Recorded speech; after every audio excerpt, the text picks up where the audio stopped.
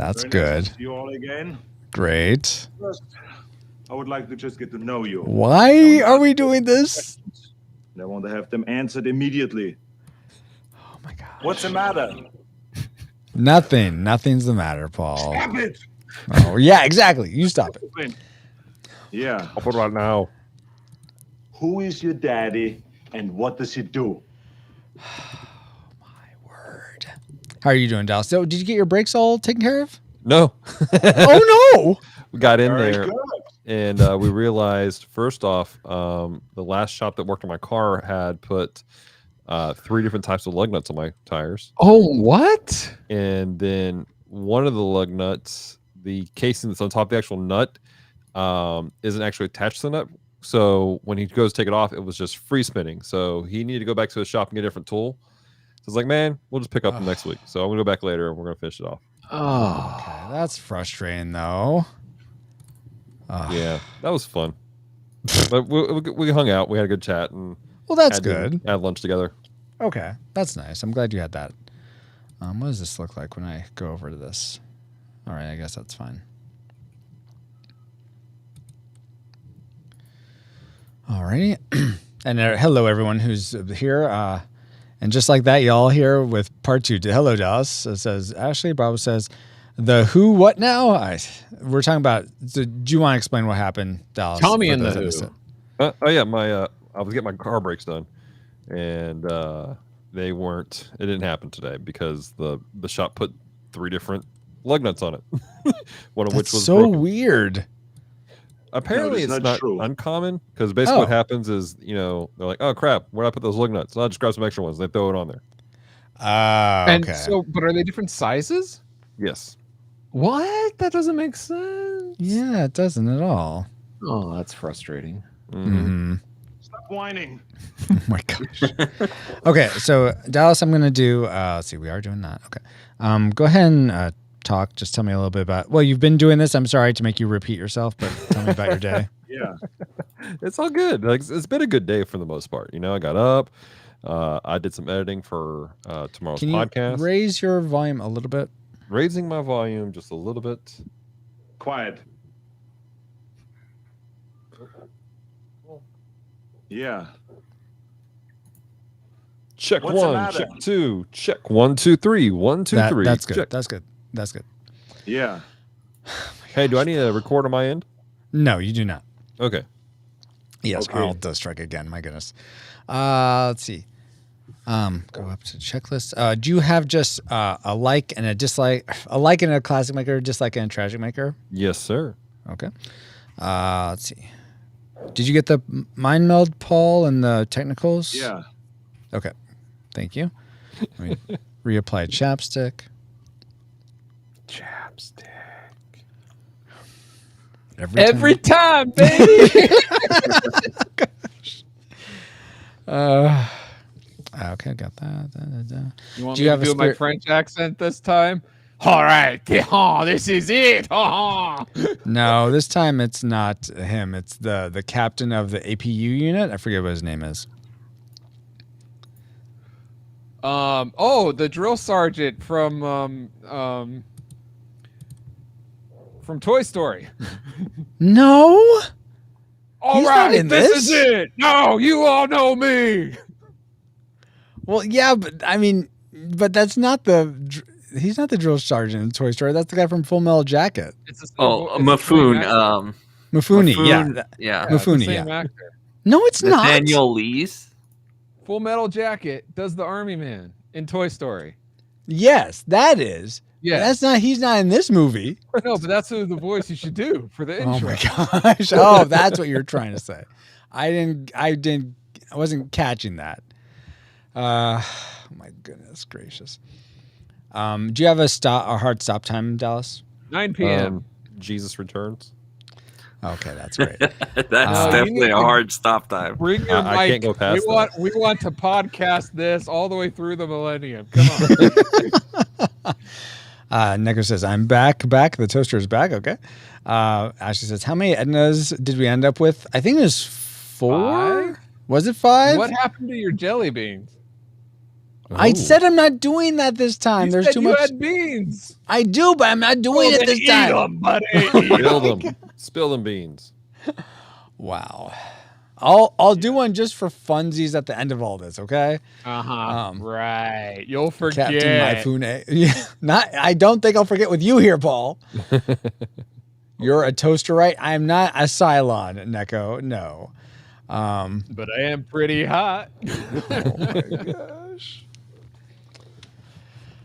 Okay, guys.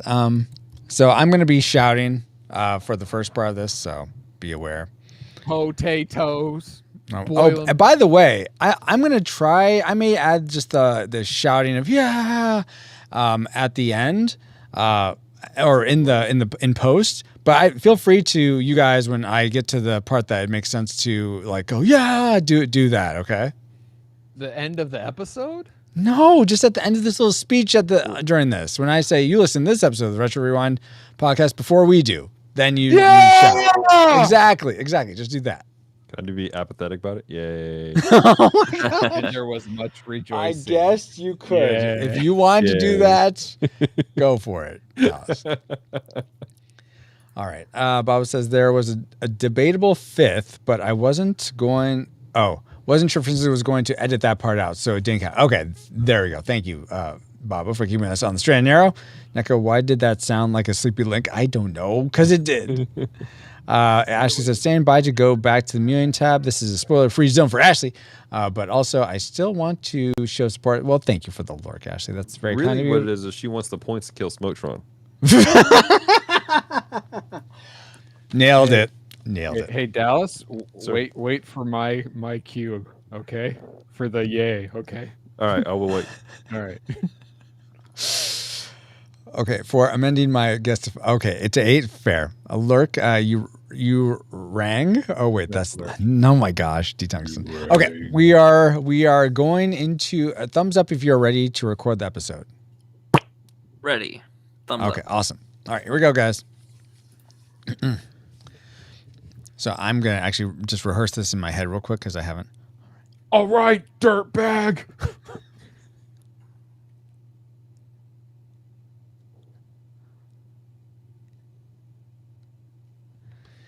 Okay, I'm ready. Okay, here we go. In 5, 4, 3, 2. Get on with it. Why'd you have to do that right before I'm going to get all serious? Edna 2. No, that doesn't count. We haven't even started yet. Oh my gosh. Okay, here we go.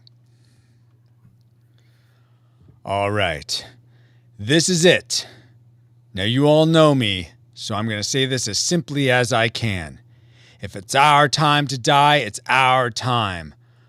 All I ask is if we have to give our lives, you listen to this episode of the Retro Rewind podcast before we do. And there was much rejoicing. Yay.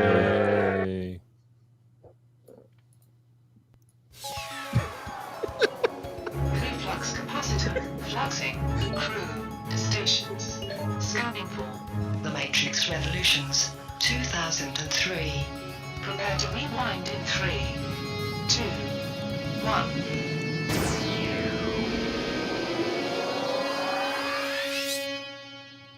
Welcome, Rewinders and new listeners, to the Retro Rewind podcast, where we take a fresh look at movies and games from 15 or more years ago. I'm your captain of the pod, Francisco Ruiz, and I'm joined by your mutinous XO and mine, Paul, the Master Interrupter Powers. Welcome back, Captain. We missed you. Also, for this discussion of the film The Matrix Revolutions, we welcome back aboard the tactics officer of the pod, Kitos Ruiz. Thank you, Francisco. Thank you, Paul. I'm glad to be back. Very glad to have you back to join us again for the last Matrix. I think you're going to be our hat trick. You've been in every single Matrix episode, so good on you. Yes. And then we also, in addition to Kitos, we have our clergy officer of the pod, Dallas Mora. Welcome, Dallas. What's going on, man? What's going on with you? Glad to have you back, since you helped review the first Matrix movie. Right? Oh yeah, that's right. I'm like, but he wasn't on the last one. Oh yeah, you mean just of these two? Indeed, it is glad to have you back, Dallas. It is good to have you back, I should say. And now that you have a not so quick flyby of who we all are, Paul, can you give us a quick overview of the production specs for The Matrix Revolutions? All right. Tron was released July What 9th, the junk? 1982. Tron? What? Yeah, Tron enters a computerized world and fights for the users. Oh my god! That's Wait, we this weren't doing that movie? This is The Matrix Revolutions, not Tron Legacy, not something else. It's where he Tron led a fights- revolution, didn't he?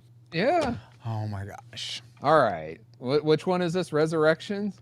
Revolutions. Oh, Paul. Revolutions. All right. The Matrix Revolutions, if you want to cover that one, is October 27th in the year 2003. It runs 9 minutes over the 2-hour mark and is rated R. It was directed and written by the Wachowski brothers, or whoever they're going by now, and the lead stars being Keanu Reeves, Lawrence Fisher, and Carrie-Anne Moss. With Lawrence music Fishburne, not Lawrence Fisher. Oh, him too. And he made a cameo in there. And the music was composed by Don Davis. Are you ready for the box office trivia? I am ready. Kitos, are you ready? I am ready. Dallas? Let's go. All right. All right. And everyone watching live, feel free to join in as well. Go for it, Paul.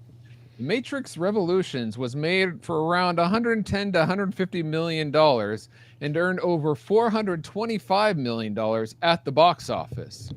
Ooh.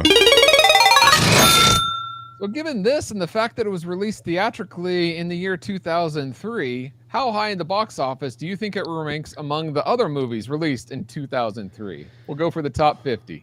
Well, I will say, if I recall the last last box office, Lord of the Rings: Return of the King got number 1. Matrix Reloaded got number 3. Finding Nemo got number 2. So it's not in the top 3. I know that much. Spoilers. It is in the top 50 though.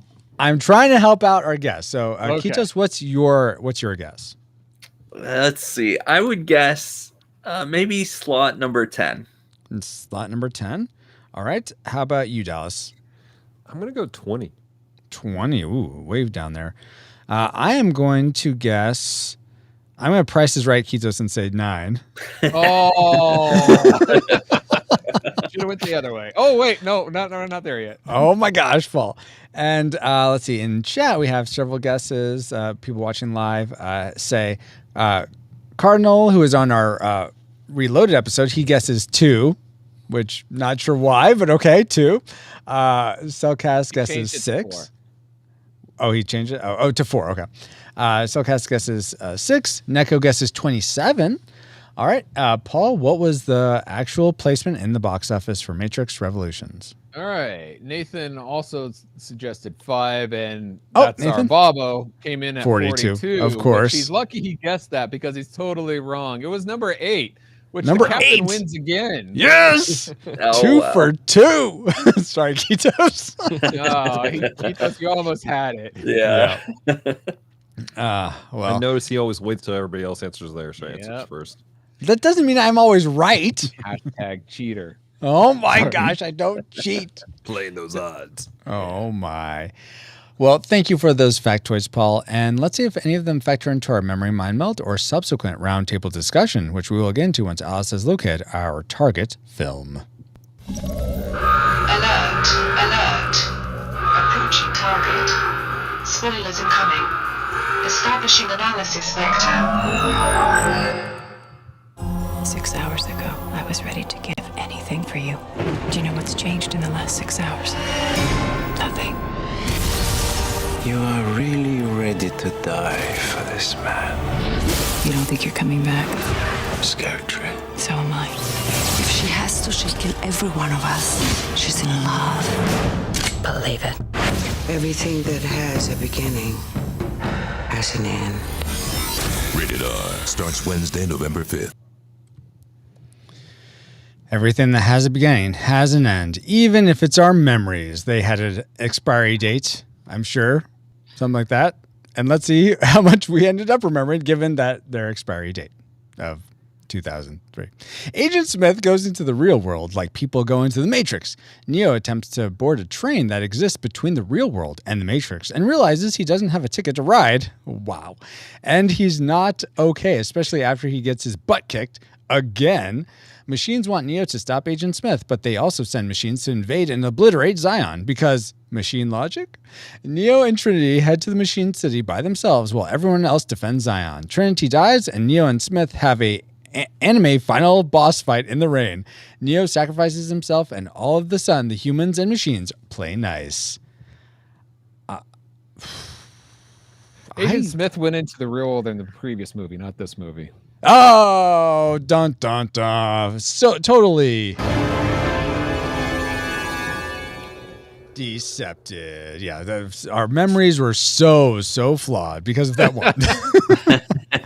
But based on those memories, what rating did they lead you to predict before rewatching this film? Classic, nostalgic, or tragic? I'm going to start with Dallas this time. What was your prediction for The Matrix Revolutions? I gave it a nostalgic. Nostalgic. How about for you, Kitos? I give it a nostalgic as well. Nostalgic as well. Paul? I really liked the Matrix movies when they first came out, and I haven't seen these in a while. But instead of rating it a classic like I predicted the Reloaded one, I remember not liking it as much, so I also predicted nostalgic. Oh, okay. Nostalgic. Do I remember right, Paul and Kitos, that we all, the four of us, and I think maybe Paul's wife too, watched this in the theater together? Yeah. Okay, that's so cool. Yeah. Or three of us, I should say, and four with Paul's wife. Yeah, but I will also say I have not yet decided on a final rating. I'm stuck between two. So depending on how this podcast goes will help determine my final rating. Okay, well, I guess we'll find out. I predicted classic. I've always liked these sequels. I can't ever remember watching them and not liking them. So I predicted classic for this time. But it'll be interesting to see if those predictions pan out. But for now, let's get into our discussion. Let's boot up, dial in, enter into our like section for The Matrix Revolutions. It's time for our Best 3. Or best 2 in this case. Let's begin with Kitos this time. What's one thing you liked about The Matrix Revolutions? Something that I actually really enjoyed was the actor playing Bane. When he's imitating Smith in the real world, he does such a good job. My gosh, yes. That I couldn't believe I wasn't looking at what's his name, Hugo Weaving. Hugo Weaving, yeah. It was just so spot on, and the way he talked about his look through my eyes, right? Look past the flesh and everything, and I could feel it. I could see Agent Smith. It was crazy. It was so good. I thought that was the same actor. Oh, really? Is that close? When I first watched this years ago, I thought it was the same actor. It's like, that's cool. They gave him the opportunity to do that. But like, it wasn't until this last viewing, Kitos, that I was like, oh my God, that's a different person, actually. Right? You were so on it with that one. Yeah. Played by Ian Bliss was the name of the actor that played Bane. He had everything right, except I wish he spoke slower. He spoke a little too fast for Agent Smith. I was like, did you watch this at 2x speed, Paul? No, that would have been worse. But I wish that they could half it because he didn't chew the scenery, for lack of a better word, as much as like really taking it slow and getting there. That's maybe he didn't adjust to the real world yet, because the Matrix has to deal with CPU cycles, so it can only move so fast. Maybe he was hopped up on energy drinks or something. Got all this extra RAM all of a sudden. Yeah. Oh my gosh, guys. Okay, that's totally fair, Kitos. And I agree. I thought he did an amazing performance as a Agent Smith, aka Hugo Weaving. Wannabe. Yeah. An Elrond wannabe, Paul. Jeez. I was there, Gandalf. I was there when it happened. Dallas, what's something you liked about not The Lord of the Rings, but The Matrix Revolutions? I really liked actually Hugo Weaving. And Yes, absolutely. Just the character Smith, but Hugo Weaving also, and then obviously the guy who played Bane. The diatribes the character goes on and the way that's executed. I think Hugo does a great job. I think he tells us right. The guy who played Bane was a little too fast. No, that was Paul that said that. But yeah, Paul said that. Yeah. But the diatribes, the talking through stuff, the making people go, like, because even when he's giving his diatribe, he has a way of making you go, wait, is he right? Like, could he be right in this situation? Because you're trying to follow the path, and he lays out such these logical arguments. Like, man, yeah, he's more entertaining than the architect was. Oh my goodness. Yeah, I totally agree, guys. Hugo Weaving was fantastic. Paul I think Hugo Weaving was your like from Reloaded. Did he carry on to be your like in this film? I did like him. He didn't have as many. His dialogue was a little less than this. Maybe that's because it was portrayed by Bane a little bit more. So it didn't quite make my like list. One thing that really stood out to me in this watch was Morpheus's suit of when he was in it was like purple underneath and like a coat over it. That's funny. I noticed his suit more too. Like I could tell his tie in Reloaded had a very Matrix look to it. Like is like a pattern that looked Matrix E, and this one is more solid green, but there's still a pattern and texture to it. Yeah, I noticed that a lot more in Morpheus as well. I don't usually notice costumes as much, but that stood out. I was like, that's really well done. Like, yeah, totally. But Paul's examining his own wardrobe now. I was wondering. I wonder if I look good in that. Do it, Paul. But I don't think I could pull it off like Lawrence Fishburne could. Fair. So that was your like though. Was it just Morpheus's costume or all the costumes in general? Unlike Keithos from Reloaded, I enjoyed the dynamic between Morpheus and Niobe and General Grumpy Pants. Yeah. Just because it added an extra dynamic, just seeing how they reacted to one another, I think it helped boost the story and made it more interesting to me. It's actually interesting because I agree with you in this movie, Paul. I think it actually does do better in this specific movie, not so much in Reloaded. Yeah. Okay. Fascinating. Yeah, that is very cool. For me, something that I liked was I felt like Don Davis's score gets better with each of these movies. I feel like this is definitely the culmination of an amazing score, especially in the last final battle. It's just so good. And so certainly in the first one, they leaned more on like Rob Zombie and Prodigy and other music, like actual heavy music metal you hear on the radio. There's none here or the previous movie. Yeah, exactly. And so the way he ramps it up, I really appreciate it and feel like it just gets better and better with each film, which is the way I feel like it should be. It feels like a more of a score than the first one. The first one, exactly. In music videos, this was like we're actually creating something here. Exactly, absolutely. Which I'm not gonna lie, the first one really jacked up me with when I was making videos at first. So I'm sitting going, I need to do like these rock songs and stuff like this for my videos, and just kind of as I matured as making videos, I'm like, no, it's a score. We need to create a feel and atmosphere. Yeah, the score for me is 10-1. So. It's funny that you mentioned that, Francisco, because that's a funny trivia about it. That the like Matrix sound and everything, they actually up the key every movie to make it feel like you're ascending.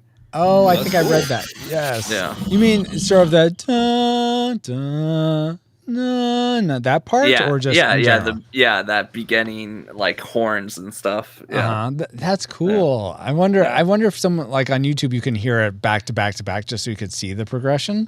Like if someone's put a cut of that together, but probably everything's on YouTube. or Rumble or Library. I mean, there's alternative platforms to YouTube. I'm not going to get all on that course. I'm not going to rage against the machine right here. Why don't you just say YouTube a couple more times to pick up on their algorithms?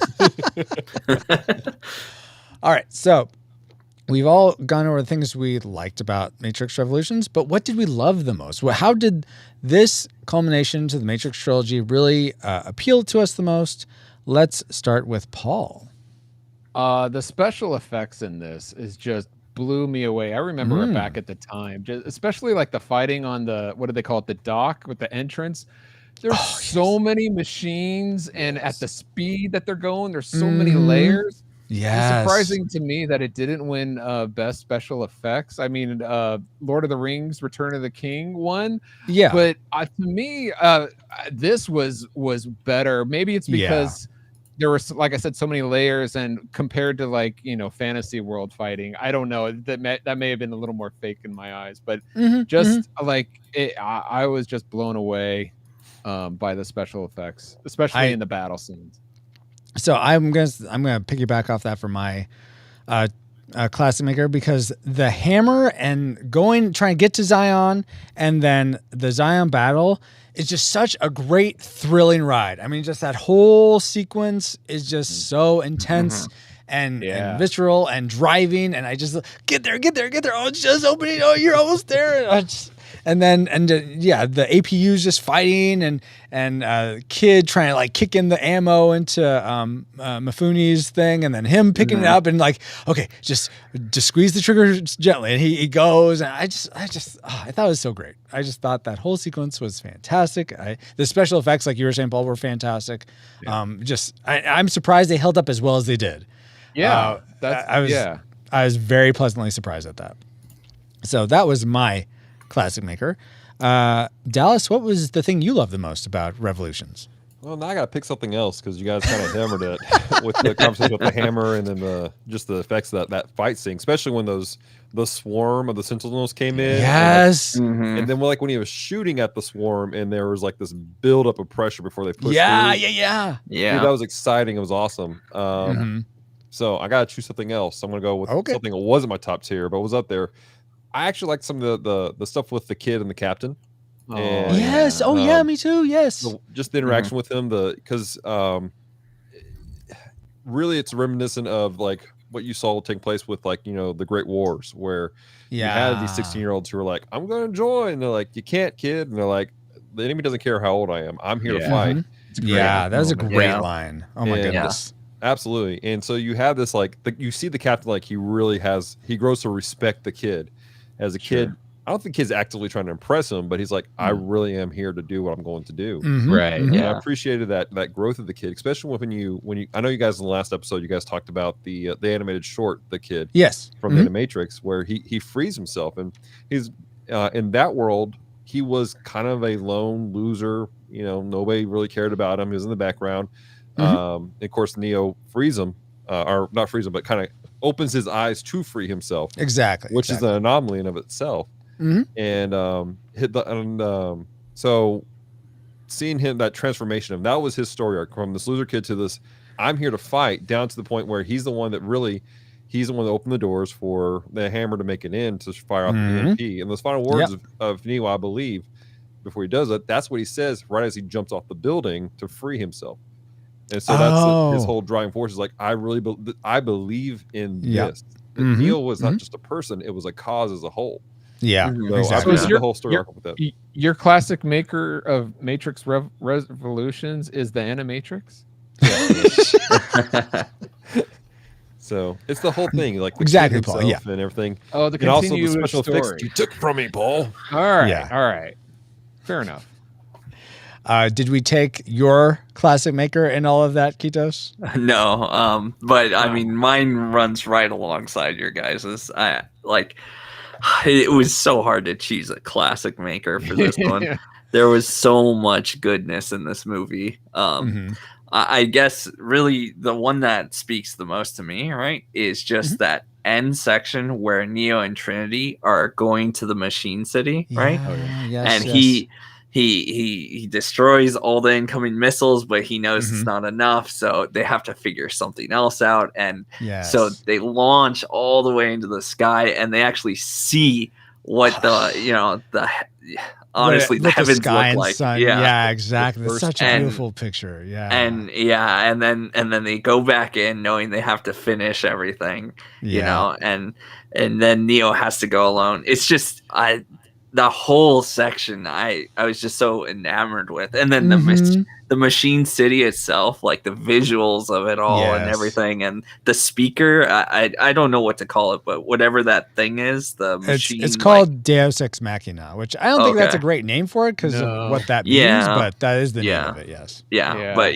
that thing was very cool. I remember like getting shivers watching that in the theaters, but I still get shivers watching it now. Kind of spiky. Oh, cool. Kind of spiky, yes, just a bit. But yeah, no, awesome. That whole end part, I was just so. It was hard to just look away from the screen. It was so good. You should see it, Trinity. It's so beautiful. Oh yeah, I know. This thing is great. Yeah, I mean, and there was. Oh, you know what? I will say, Jesus, there was so much good because there's something else I forgot I liked. Yeah. Stunning and Brave. Each week, Chris Cowan of the Babylon Bee and Nate Henderson of Some Boring Budgeting Job confess their privilege, spotlight stunning social media posts, and fabricate outrage, all while keeping you super woke and enlightened. They will make you laugh. That's right, you have no choice. Check out Stunning and Brave at stunningandbrave.net. Yeah, choice is an illusion. But what does that have to do with Matrix Revolutions? Well, Paul, it was the visuals were stunning, and Neo and Trinity were very brave to go it alone. All right, fine. Yeah, sure. We'll go with that. Okay. All right, fine. Here's some trivia. Okay, that's not as weak a connection with the Matrix Revolutions. Okay. Did you all realize that the late Gloria Foster, who played the original Oracle in Matrix and Matrix Reloaded, and her replacement, Mary Alice, had played sisters in a long-running Broadway play, something which casting director Mally Finn remembered when she was looking at around for a replacement for Foster. Oh, that's cool. I didn't realize that. To answer I didn't know. That wasn't my question, though, Paul. Yes, did you realize? No, okay, all right. But I guess that was an implied question. Oh, but my trivial question to you guys is, if any of the leads of the Matrix movies, so we'll keep them to Keanu Reeves, Carrie-Anne Moss, Lawrence Fishburne, and Hugo Weaving, if any of those four had died somewhere between movies, Carrie-Anne Moss died twice. Who not the actual actress died? Oh. Who do you think would have been a good replacement for them? So you can pick any of those four to replace. Will Smith to replace Trinity. No. Oh, Are you wow. saying that because Will Smith was the original pick for Neo back in the Matrix? Yeah. But honestly, I think he would have been a good replacement. I'm trying to picture the time as for Morpheus. Mm-hmm. Like if they had done like some sort of backstory where his shell got changed or whatever, that would have been interesting. Maybe. So if Will Smith replaced Lawrence Fishburne for Morpheus, yeah. Okay. Although I do like Curtis Cowboy, but I don't know who that is. Watch Pee-wee's Playhouse and you'll see Lawrence Fishburne play Curtis the Cowboy. Oh, that's right. Neko says Sean Connery. For which one? Though it is funny that you mentioned Sean Connery, Neko, because I was reading that Sean Connery was the original who they wanted for the architect, but apparently he read the script and didn't understand what was going on, so he said no. That would have been cool. That would have been cool. I agree. Dallas, who would you replace? Well, since as we brought out in this podcast already, Hugo Weaving's character, Mr. Smith, was played really well by somebody else in the film in the real list. Yeah. So I would guess that guy. Oh, interesting. Okay. Because it really did mess me up as a kid. I'm like, it's the same actor. And then yesterday when I rewatched, I was like, it's not the same person. That's funny. And how about you, Kitos? Wow. This is actually kind of a tough one. Well, yeah. I would replace. Okay, here we go. I would replace Hugo Weaving with Arnold Schwarzenegger. Oh, that would be great. Because he's trying to kill all the humans. Oh, come on, kill me now. Now, not Robert Patrick, the T-1000, but Arnold Schwarzenegger. All right, that's grand. Along that kind of similar, I would think it would be funny to replace Lawrence Fishburne with Jim Gaffigan. Who's you mentioned that name? Who is that again? I don't know. He's like the whitest of white. He's a comedian. Oh, okay. Hot Wow. pocket. I don't get it, but funny. okay. That's funny. Oh goodness. So there's your trivial question, Paul. All right. Great trivia, Francisco. Do you have a replacement in mind? I think it would be kind of interesting if you replaced Keanu Reeves with Ben Stiller. I think that'd be an interesting replacement. I'm sorry. I'm just thinking Zoolander and The Matrix. I was thinking more Blue Globo Steel Gym Flow. owner from Dodgeball, but sure, we'll go with that. Oh, no. Never mind. Cancel that. Apparently, we're all replacing Hugo Weaving. Hugo Weaving, we hope you don't die anytime soon. Hugo Weaving, I'd replace with Tim Curry. I think that'd be pretty epic. Oh, that would be interesting. Wow. That would have been good. What do you mean, Matrix? I feel like that would have turned the Matrix from an action movie to a horror movie. Oh yeah, Real quick. Yeah. a pretty rocky horror movie. Yeah. I can picture that. Let's leave it alone and go on to our memories. And as our awesome rewinders had left us for The Matrix Revolutions. So Matthew Cosby says, remember liking it much more than the second time. Sorry, Matthew. He says, remember liking it much more the second time than I did the first. Like the first time watching it, I think. Yeah. And not the movie It, but the movie Matrix Revolution. Don't worry. I got a clue, Paul. Okay. David Garner says, my dad accidentally put the French language track on. So why, Mr. Anderson, why became pourquoi, Monsieur Anderson, pourquoi? A line we still quote. Would you say that's legendary?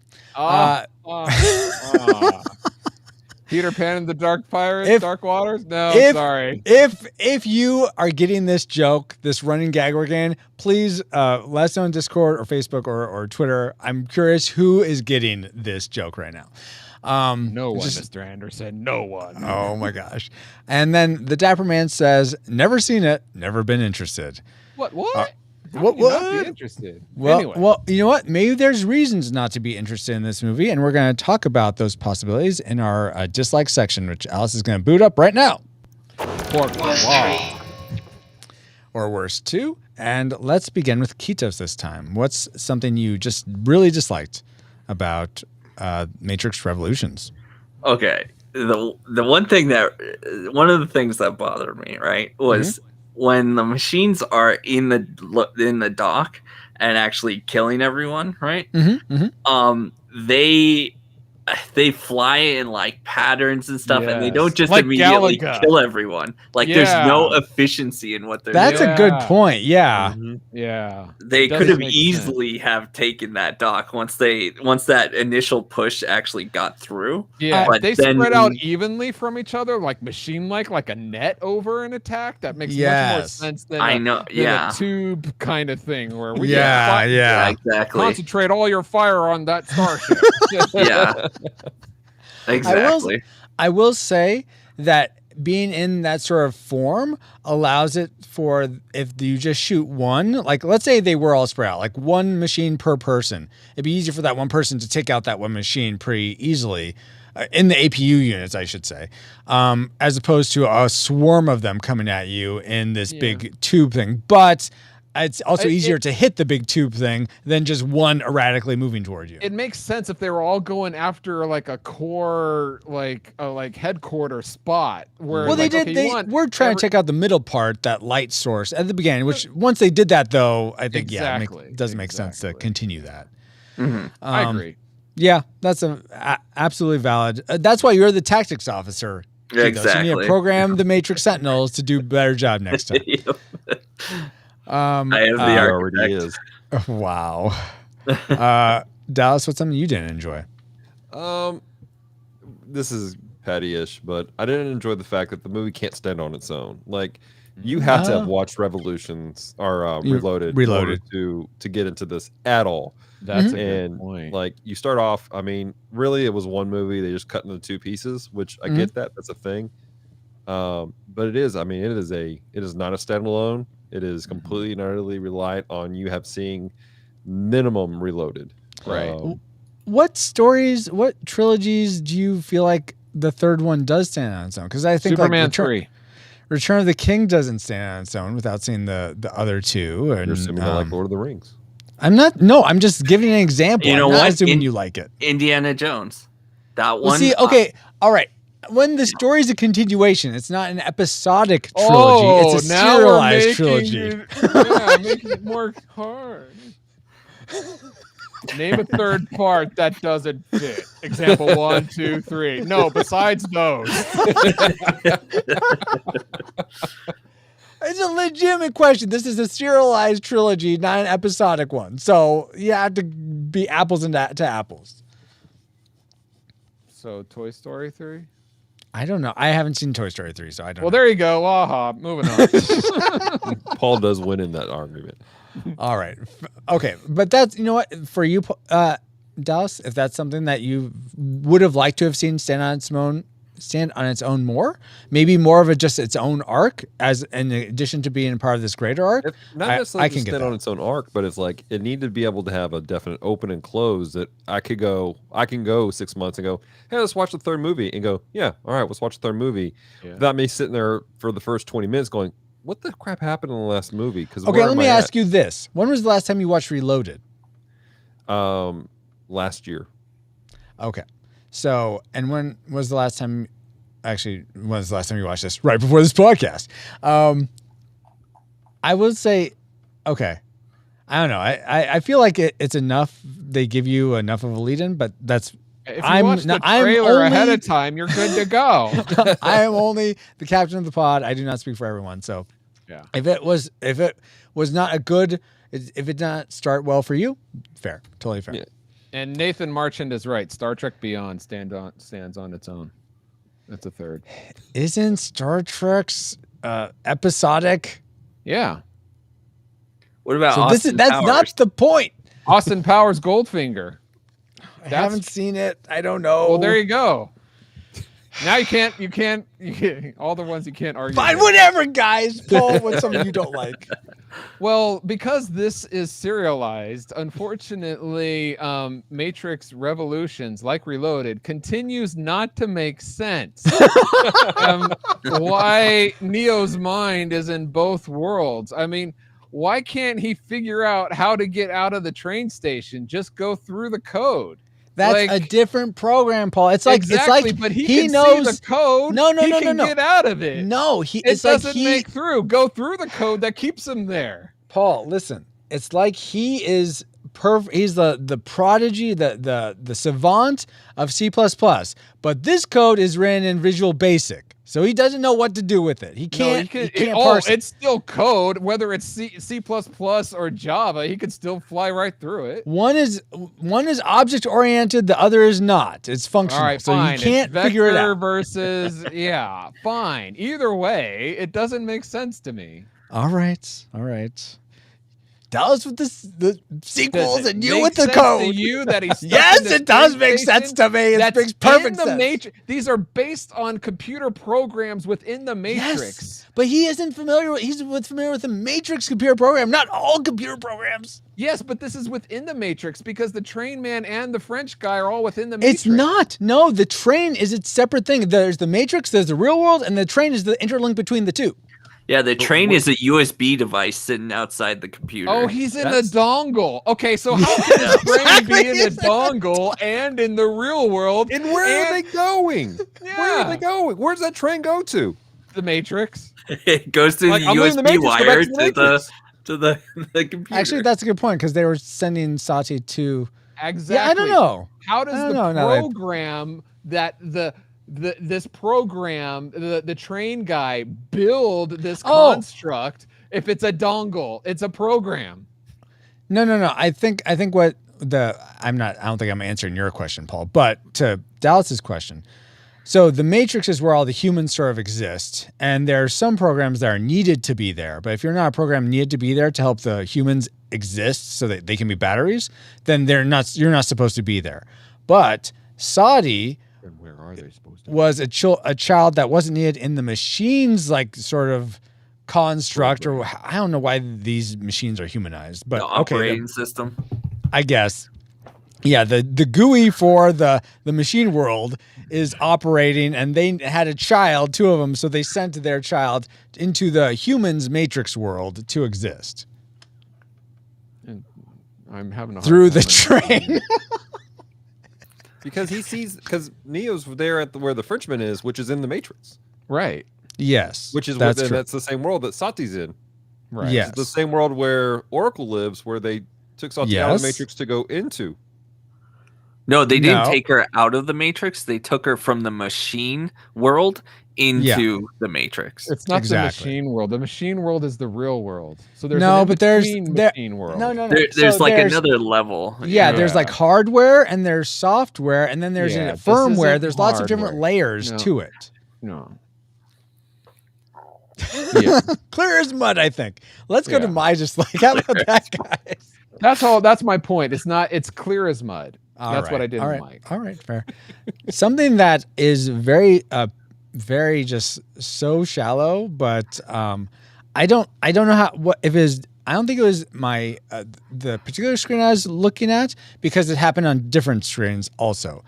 But especially when Neo was in the train station, it looked like you can see I have like a 5 o'clock shadow now. Those of you watching live, like there's a little like darkening around, where I'd have a beard.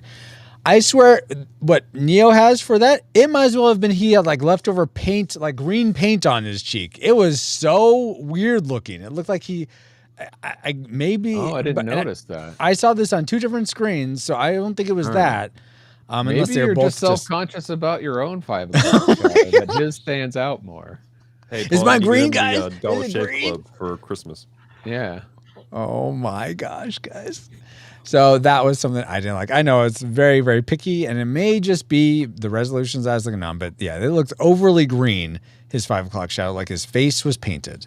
Well, that's part of his self-image that they described His residual in the first self-image. Matrix. Yeah. Which doesn't make sense. Why didn't he turn into the Hulk? Like, if you can change your self-image, like, why be that the whole time? I suppose if anyone could do it, he could. I don't know if he likes the way he looks, Paul. Well, he must like his green 5 o'clock shadow. I don't know what to tell you. That may just be legitimately a side structure of the color grading. Yeah, maybe. Anyway, color grading or not, what did we hate most about Matrix Revolutions? Let's start with Dallas. This is gonna be difficult because there was a lot of good stuff to it. Mm-hmm. Really? Interesting. There's a lot of good stuff to it. There's a lot of slow things to it though also. But my main thing is some of the animation, the green screen did not age well at all in this film. Mm-hmm. For what parts? So like when the 2 ladies are trying to like blow up the machine, they come up out of the sewer. Yeah, like it's very clearly like it's a green screen, and it's kind of awkwardly matched together. Mm-hmm. And I checked it because I watched it originally streaming, and I was like, well, maybe they upgraded the compression or something. They did remake it. They not remake it. Remaster it. Yeah. So there are 2 different versions out there.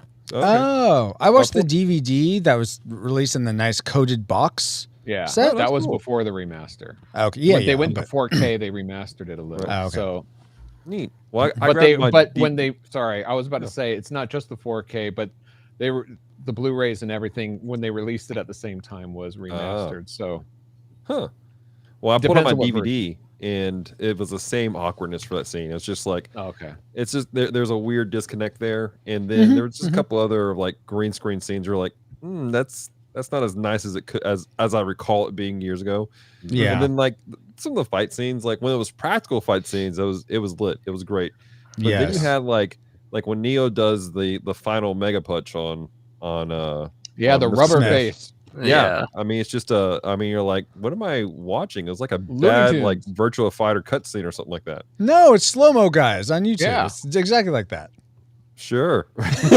So, but like I don't know, there were several times where they got rubbery, especially when they were flying. Like it, well, was yeah, like, in the Matrix, you have to change your construct, like we were talking to, but to a more rubbery surface to handle the air pressure of the Matrix. All I can think of is Gumby would be great at this fight scene right now. Yeah, clay fighters. I need somebody to redo this with Gumby now. Oh my god! Because that's what that fight scene felt like the entire time. Have you guys seen? This is more like Reloaded, but you mentioned seeing it redone with Gumby. Have you guys seen the Super Mario Brothers? Yes, I was hoping you'd say Mario because I love that scene. It's the Matrix Reloaded, the Burly Brawl, where Neo's find all the Agent Smiths. It's redone with Mario versus a bunch of Luigis. Yeah, so I haven't seen that. That's funny. That is so great. It's fun. But yeah, I agree with you. Were you done, Dallas, or did you have? Yeah. That's basically it's just the some of the graphics that age well, and then just like what Paul said in the last episode of Retro Rewind. It's like that they went downgraded when some of these fight scenes when they go to slow motion and everything. It just got super rubbery, and it didn't make sense for them to do that. I'll piggyback off that one, Dallas, with my Tragic Maker, because I felt like the final Neo Smith fight, it had great moments, especially when it was like inside, out of the rain, and they're actually fighting. Yes, it was great. But when it was outside, for the most part, I like when they combined, and then all of a sudden this bubble of air. That was cool. Yeah. But that was just single punches. That wasn't actually choreography. That was just like one cool punch, and then.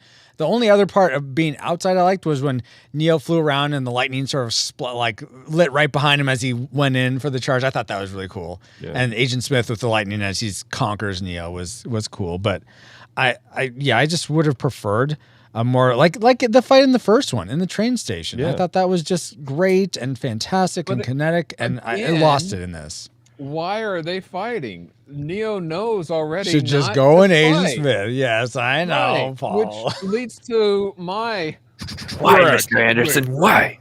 Yes. The ending of this film doesn't make sense to me. All right, now maybe you can explain it to me, but I do not get the end. Okay, so this is how I understand, and please correct me where I'm wrong. Mm-hmm.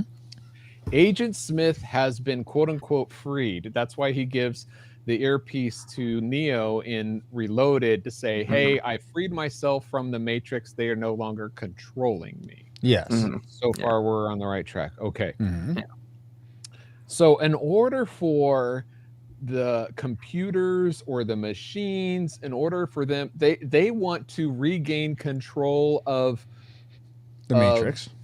No, of Agent Smith, or at least stop him from causing chaos. Is that correct? Here's my understanding.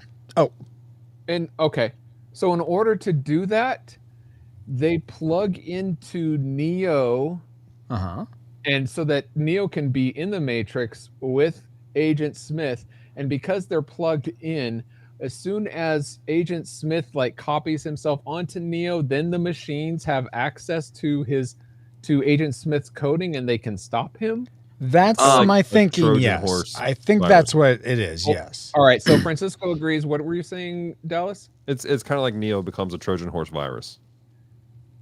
Okay. So my the carrier for the Trojan horse. Yeah. Why can't anybody that's plugged into the Matrix already carry that Trojan virus in there? Why does it have to be Neo at that moment? I have a thing, right? I think I understand what you're saying, Paul, right? Mm-hmm. It's the reason it has to be Neo is because when Morpheus took Neo out of the Matrix in the first movie, right? The code became unbalanced. Or actually not even when Morpheus took him out. When Morpheus took him out, right? The one's code no longer exists in the Matrix, right?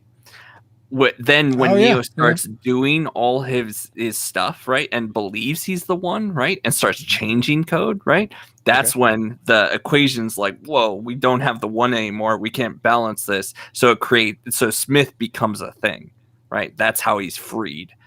I thought he was free just by whatever Neo jumping into him. Well, like, Neo trying to doing destroy that him. causes the code to figure a way to balance it and free Smith. It's like, okay, if there's this super free entity, we free this one to fight it. So the fact that Neo's no longer in the Matrix, like plugged in, like full on plugged in, like how the machines had him originally, means they can't access his code anymore at all. Okay. They can't But access don't have the a one's copy of code. it backed up somewhere. Yeah, again, because this is kind of what I was saying in the other episode we did, right? Is because he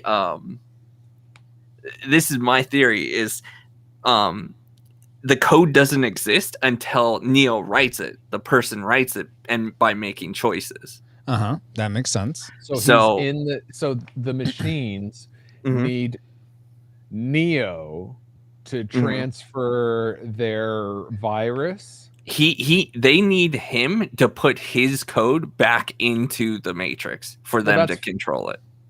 But anytime he enters the Matrix, then that's there. No, because he's not actually in the plugged Matrix. in. He's not plugged into the Matrix. They're just broadcasting the hack signal into the Matrix. Exactly. That's him plugging in. No, it's not. It's not, because there's it's Wi-Fi versus hardline versus Ethernet. Either way, you're getting your email through. I mean, yeah, but there's no, like, I don't know how to. It's a difference between being on a cloud device and being on your hard drive itself. Yeah, you're on your hard drive and you have your information there. You can access the cloud and pull extra information from your desktop, but it's not on your computer. It's on the cloud. So once the signal to the cloud's copy cut, and paste it. Like, oh my God. I don't understand. I don't. And this movie does not explain well why it needs to be Neo and not just anybody else. So Okay. that's my tragic maker. So this I whole think thing builds up and it doesn't explain the reason why. I think I'm following what Kitos is trying to say. I think I would need to come up with a better allegory or a visual way to describe what he's saying in order to explain it to you, Paul. So I'm going to explain a different route and say another possibility as to why it has to be Neo is going back to what we were making mention of in the last episode, in that, I forget if it's spiritual speculation or the core episode, but I think there's something about when Smith transmutates, or whatever you want to call it, creates a copy of himself into someone that is plugged into the Matrix. Whenever that happens, it interrupts the ability for the overlord, the architect or the overlords of the Matrix, whoever it is, to be able to see that signal of that person. So it cuts off immediately, so you can't get into it. But something about the one, Neo has some property that, because he's able to fight off that virus. Like we should see that in Reloaded, how Agent Smith tries to assimilate him, but it doesn't work. Right. Because he has that property, he's able to then maybe hold it off in his core enough for the mutation to take over, but then for the Trojan horse to go through and spread throughout all the Agent Smiths. I can see that doesn't make any more sense, but that is my best shot. Yeah. I can see where there's a faint light at the end of that long windy tunnel, but I don't understand how to get there based on what I've seen in the movie. So that's totally fair. Yeah. Yeah. So that, but wait, so I lost track of whose tragic maker that was. That was Paul's. That was Paul's. Yeah. This movie continues not to make sense, especially the ending, the whole climax. I like how he says this movie because he's obviously referring to the second movie also. Yes, continues. Like you said. Oh my gosh. It's a serial. Well, then that leaves Kitos, I believe. What is your tragic maker for Matrix Revolutions? So actually, mine is the same as Paul's. Yeah. Yeah, no, I honestly, after rewatching this movie, right? I mean, obviously there could be some things I'm not getting right from the ending because there's a lot of symbolism and everything, right? But like on a logical standpoint, honestly, I'm not so sure that the movie does a great job explaining what's actually happening. Right. Yeah. Like yeah, you can make leaps and guesses as to what's happening, but the Right. movie never really explains it. It just happens. And Right. so that one I'm not really sure this one I'm not really sure does such a good job of like grounding itself like the others did, like the other two movies, which sorry. Which kind of makes me very curious. Like rewatching this, I can now see why maybe they actually want to do another movie, a fourth one, because there's let a us lot. explain. There kind of is a lot of stuff that never really got resolved or understood or like really and it's fine if movies like leave things to the imagination, but this just made the leaps in logical it's too much knowledge. Right. That's fair. That's fair, guys. One of the geniuses of the film franchise is the fact that the story continues in other mediums. We talked about the Animatrix. I think last episode you guys brought up the Enter the Matrix. Enter the Matrix. Yep. But there was the comic book. There was there's actually a game that takes place after this movie also. Oh yeah. That has a lot of stuff that takes place. And wasn't there an MMO also? That's the game I was talking about. And it takes place after this movie's over. And and there's this little storyline actually where Morpheus dies in that, which is part of that's some of the is that why he's not back? Well, that's the thing is people are curious about that, if that's what they're doing or not. But all these extra sources, you almost have to become a connoisseur and take in every bit of this in order to really get the full grasp of everything. And I think it was a genius move, but at the same time, it's just too much for people to take in. Yeah. You only get to get the hardcore of the hardcore, and I could see that. I don't know what it is. For whatever reason, it makes sense in my head how it could happen, Paul, but I can't make sense. I can't articulate it. So maybe because I just you are in the Matrix, friends. Is that why? Okay. That's because you're a program. Oh my gosh. So I can't explain it.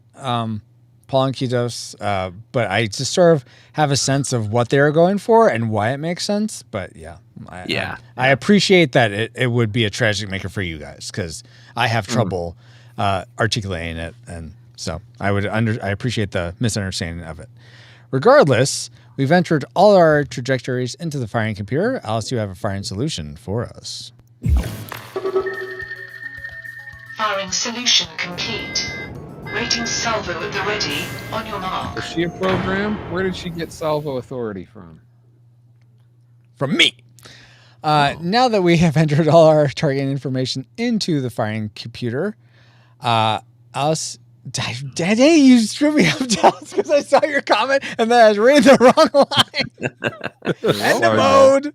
I did the fight scene. Them flying around and stuff. I got lost in the rest of it. It was no confusing worries. as the movie. No worries. Yes, Salvo. I think that's two for Edna. I don't think so. I think it's the first one for this first one. Yeah. Yeah. All right. So end of Edna mode. Alrighty, guys, time for the moment of truth with The Matrix Revolutions. Do we rate it a classic? We'd recommend anyone go see this movie, whether or not they've seen it before. Again, stipulating that you have to have seen Matrix Reloaded because it's serialized and episodic. It doesn't stand on its own. See, I told you you're a program. You even sound like one. Oh, thanks for being okay with my dig at you there, Dallas. Do we rate it a nostalgic? It's worth anyone. It's not worth your time if you haven't seen it before, but if you have seen it before as maybe a kid or a young adult, it'd be worth watching again. Or is it a tragic? It's not worth anyone's time, whether or not you've seen it before. Let's start with. I'm going to start with Paul this time. I know that's uncalled for. Oh, wait. Oh, yeah. You were waiting. No, it's fine. It's fine. Yeah. By this point, you should have a decision. Yes. So I will start with you. Okay. But as a fan of, I really like the Matrix movie and the stories as a whole. And this provides, I think it provides a decent enough ending, even though I don't understand it. But if you want to see some sort of resolution was what it should be called, but maybe not because it doesn't really fully resolve it. Anyway, I'm going to call it nostalgic, but it's barely a nostalgic. Only if you enjoyed the Matrix movies and you want to see the story continue. If not, I would leave this one alone. All right. Totally fair. So nostalgic from Paul, which after a nostalgic prediction. Dallas, you predicted nostalgic as well. What was your final rating? I wanted to like it more than the nostalgia because, like Paul, I'm a big fan of the franchise. I love the first Matrix. Yeah. I went back to the Retro Rewind podcast, and we all rated it a unanimous our classic. Yeah. Oh yeah. And but I mean, there were so many portions that were just so like it took me out. There were portions I almost fell asleep during a few of the scenes. I'm not gonna lie. Really? Oh my gosh! The constant whispering. If I could do 3 tragic makers or things, the constant whispering was driving me nuts. Huh? I don't remember them whispering, but okay. Most of the movie they're whispering, mostly because they're hiding from the Sentinels. But the machines. So, let them hear you. I'm going to give it keep it nostalgic, but like Paul, it's barely nostalgic. Like unless I want to go over that fence with you, Dallas. Unless you're doing the entire serialized series together, that's right. I would just leave it alone. But all right, okay. So nostalgic. Kitos, you also predicted nostalgic. Did it end up in that, or did it change for you? Honestly, this was a really difficult one for me to decide. Like, it's on the line of classic and nostalgic. And if I had to just think about it just the movie by itself doesn't really hold up, forget the whole trilogy, all that stuff. Does the movie itself hold up? I would say, if anything, it's definitely nostalgic. Nostalgic, okay. But honestly, I'm such a fan of the Matrix, the world, everything. I'm gonna give it a classic. All right, classic for you. Yeah, but he agrees it doesn't stand on its own. Yeah, it's not supposed to stand on its own. Hey, is Monty Python and the Holy Grail supposed to get out of here, Paul?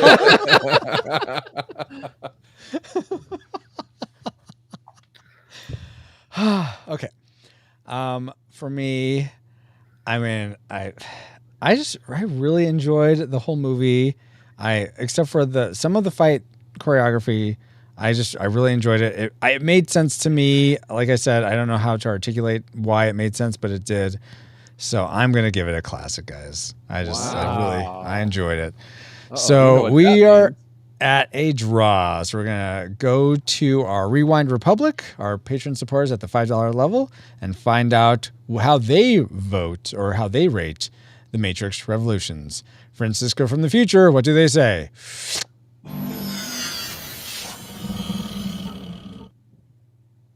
Really? Okay. Are you kidding me? I guess. I wanted. All right, fine. Well, maybe I should have changed my vote anyway. Rewind. You can't win them all, or can you? Well, thank you so much, our Reflex Capacitors, for your votes.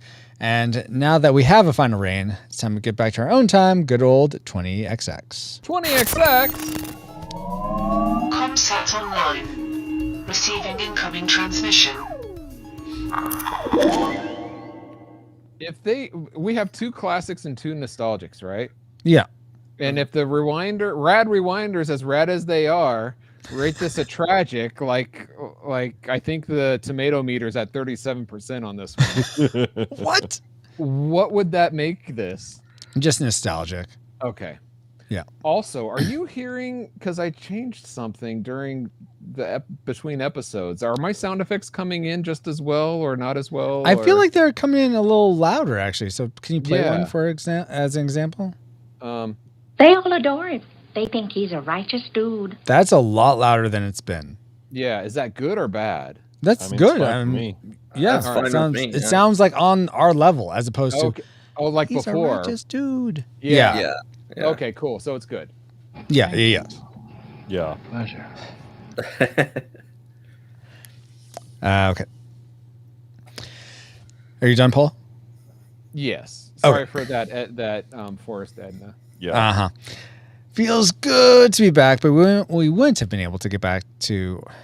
Dang it! Still in Edna. That wasn't forced. No, that one was not forced. The real question is, when we go to a time, why do we go to 2003 instead of 21XX for the Matrix? Because I've debated about this. Do we go? Should we say do we go back to the year the movie came out, or do we go into the year the movie is taking place? Continuity suggests that we go when the movie came out. Yeah, because that's what no one asked why the virus is in Neo. All right. End of the frivolity. Feels good to be back, but we wouldn't have been able to travel back to 2003 to begin with if it weren't for our amazing reflux capacitors, namely Jared Holzhauer, Deborah Powers, Brian Keane, Patrick Hicks, LJ Lowry, Chris Cowan, Chris Owens, Geek Devotions. Oh, you're right here. Yeah. Untold Podcast, Whoa. James Kennison, Drew of the Cellcast, Ashley Cronenbitter, Pastor Dewson, Kenneth and Redeemed Otaku, That's Our Baba, Josh Adams, D. Tungsten, Andy Lewis, Jeff, The Dapper Man Reviews, Tony of the Retro Days, Mr. Lost, and Daryl Hafner, in addition to 10 other awesome patrons as well. Thank you all so much for keeping the gigawatts coming. And if you want to help us keep flying for as little as $1 a month and get bonus content for your generosity, head over to retrorewindpodcast.com/support to help us grow via Patreon, Subscribestar, or PayPal. This stream is sponsored by PaulJPowers.com. And while we're thanking our supporters, we also want to give a big Matrix virtual hug that doesn't have a virus in it to our guests for supporting us with their thoughts about Matrix Revolutions. So we'd like to go in alphabetical order. So we'll start with Dallas. Where can people find you online? Or is there anything cool you got going on that people should know about? Yeah. And have you ever covered the Matrix on Geek Devotions? I was wondering about that last time. Yeah, actually, we did a whole month of Matrix content back on season 2 of our show. This Geek is Devotions. all reruns. What's a rerun? You'll find out. But yeah, geekdevotions.com is our website, and what we do is we release a weekly devotional on YouTube that's based off of geek culture. Our whole mission in life is to let people know they're loved. Our catchphrase is devoted geeks are devoted to let people know they're loved. Mm-hmm. And we do that through geek culture. And so we create weekly videos on YouTube. We do Bible studies on Facebook. We do live streams on Twitch. We have a podcast called Com Talk by Geek Devotions, where we talk about general geekery, all kinds of stuff. And then also we just launched another podcast with a separate RSS feed called The Bottom Shelf, where we review terrible movies, and our catchline is that we watch terrible movies so you don't have to. And would this be one of them? Huh? No, he rated nostalgic. Stop it. All right. I mean, if you can throw money at us, we will. But anyways, oh my gosh, we've reviewed movies for like Plan 9 from Outer Space, Last Avatar, Last Airbender, and what was the most recent one? Oh, the original Dune. Oh yeah. And you rate them as like top shelf, right? That they're worth your time. Right. Middle shelf. I forget what you say for middle shelf. What'd you say? They're not as terrible as people say, but they're not good. And then there's the bottom shelf. Like, this is bad. And then if it's just absolute trash, we put it in a fire pit and we burn it. Yeah. Gotcha. I'm curious. Have you thought about how you worked at Hollywood Video, I've heard. Yes. Isn't middle shelf actually the prime real estate because that's more eye-line than top shelf would be? Well, it depends on what shelves you were looking at. At my Hollywood I worked at, we had shorter shelves, so eye-line was actually the top shelf. Okay, well, what if you have higher shelves? What if you're a little person? What if you're a little person? Well, then you get your friends to put you on your shoulders and you act like an adult. And go that way. No, that's terrible joke. I was about to say, isn't that Muppet Man? No, that's a terrible joke. I apologize. But no, first, if I didn't come up with the rating system, actually. This is what I do with Geek Devotions. I try to empower my team to do stuff and let them create what they want to create within guidelines and boundaries. Mm-hmm. And so this was the brainchild of one of my guys, John Harju, who does Playing Games with Strangers, all kinds of stuff. And then Kevin, the Dapper Man, who does a whole YouTube channel of reviews. And so I was like, let's make it happen, guys. Let's have fun. And that's a lot of what I try to do also with my team is I empower them to do their own stuff. Awesome. Very cool. Hey, and Keithos, wake up. We didn't forget about you. How can people find you online? And is there anything cool you got going on people should know about? Well, first they have to jack into the Matrix, and then, you know. Wow. Yeah, definitely. So I run a tech support business. So if you need technical support, consulting on anything technology related, I can help you with that. Just go to my website, which is techsupport.online. It's TEQSUPPORT.online. Or you can find me on Twitter at Cool Deluxe, QOOLDELUXX. So what if I have created this virtual reality system, and I have this a person, let's call him an agent, and he decides to go against my programming and he's replicating himself. Can I call you for help? Yes. Yes. I will get you into contact with the source. Fantastic. And you'll have to give your life to reintegrate into the code. End of line. Wait, are we talking about the new meta? Oh my gosh. Let's move on. But thank you so much, Dallas and Keithos, for taking the time to be a part of this show. It is awesome having you both on. And thank you for you listening right now, whether this is your first time listening to the Retro Rewind podcast or you're a part of our Rad Rewinder community. You all who watch us live every week, or whether we're recording this podcast or playing retro games, you're all an amazing group of people helping sustain the pod. But if you are looking for ways to get involved in growing this Retro Rewind endeavor, reach out to us on social media, where we are at Retro Rewind Pod pretty much everywhere. You could buy some of our merch. You could leave us a review on your podcatcher of choice. You could become a monthly patron, like we mentioned before, or simply just share your favorite episode of the podcast. That's free to everyone. You just share your favorite episode of the podcast with a friend so that more people can enjoy the content of the Retro Rewind Pod. Look past the flesh and see your enemy. It's impossible. Not impossible. Inevitable. You've been listening to Retro Rewind Podcast.com/239, our review of The Matrix Revolutions, with me as your XO, PaulJPowers.com. You can find me online and all my social media links at the Meta, maybe, but really at PaulJPowers.com. Awesome. Thank you for being an amazing friend, Paul, fellow conqueror of the Agent Smith with me. It's been another awesome. Yes. Absolutely. It's been another awesome voyage with you, Paul. I have been and continue to be the captain of the pod, Francisco Ruiz, maybe the architect of the pod too. Find me on Twitter at FXRetro_, especially if you need pixel art work commissioned. Vis-a-vis, contact him. But did you know we are also part of the Culture Box Media Network? You can find all the shows unpacking truth through story, comedy, and geekery at culturebox.media.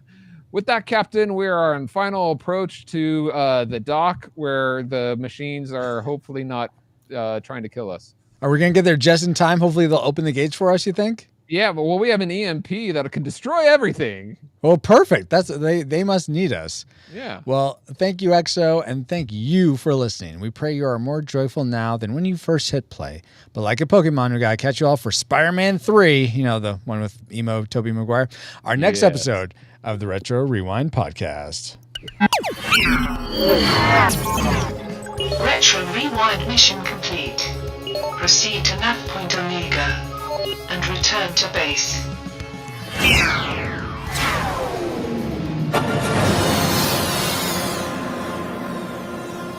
Everything that has a beginning has an end.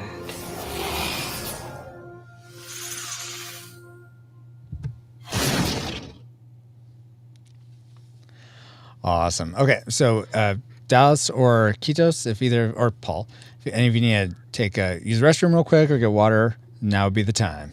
Paul's not allowed to use the restroom. That's right. I'm good. Like discipline. And And my time allows me to say no hello more again. Mr. Kimberlett to go to the bathroom. Nothing. There is no bathroom.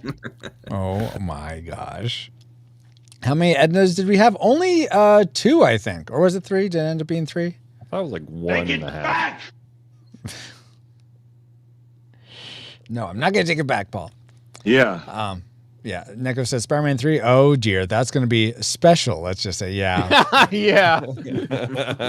But it completes a trilogy for us. Yeah. So. And we're going to have Brother Nate back on again. He's been the guest for the last 2. So that'll be a fun way to complete the series. Okay. Yeah. Oh, my gosh, Paul. Leading us like right I said, into Spider-Man 3 for the new one coming out. Mm-hmm. I forget the home. Spider-Man Home 3. I don't know. No Way Home. No Way Home, I think is what it is.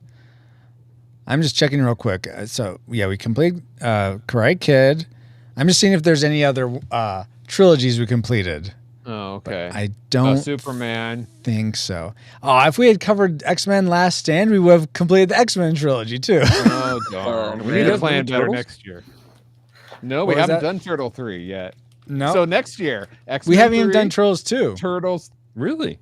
We did the commentary of it. We did the commentary for Turtles 2. We haven't we covered reviewed our it. likes and dislikes. Did we? I don't know. Well, it's on the list for it's nominated, so. Oh. You might have to cover it again, Paul. Which we haven't done a commentary in forever. We should do another one. No, it is not true. Earthbound needs to have an episode. Oh my word. No, please no. I do not want to play Earthbound again. Thanks, Ashley. Yes, Time indeed. for Thank Ninja you, Rap. Ashley. Oh my god. Go Ninja, go Ninja, go.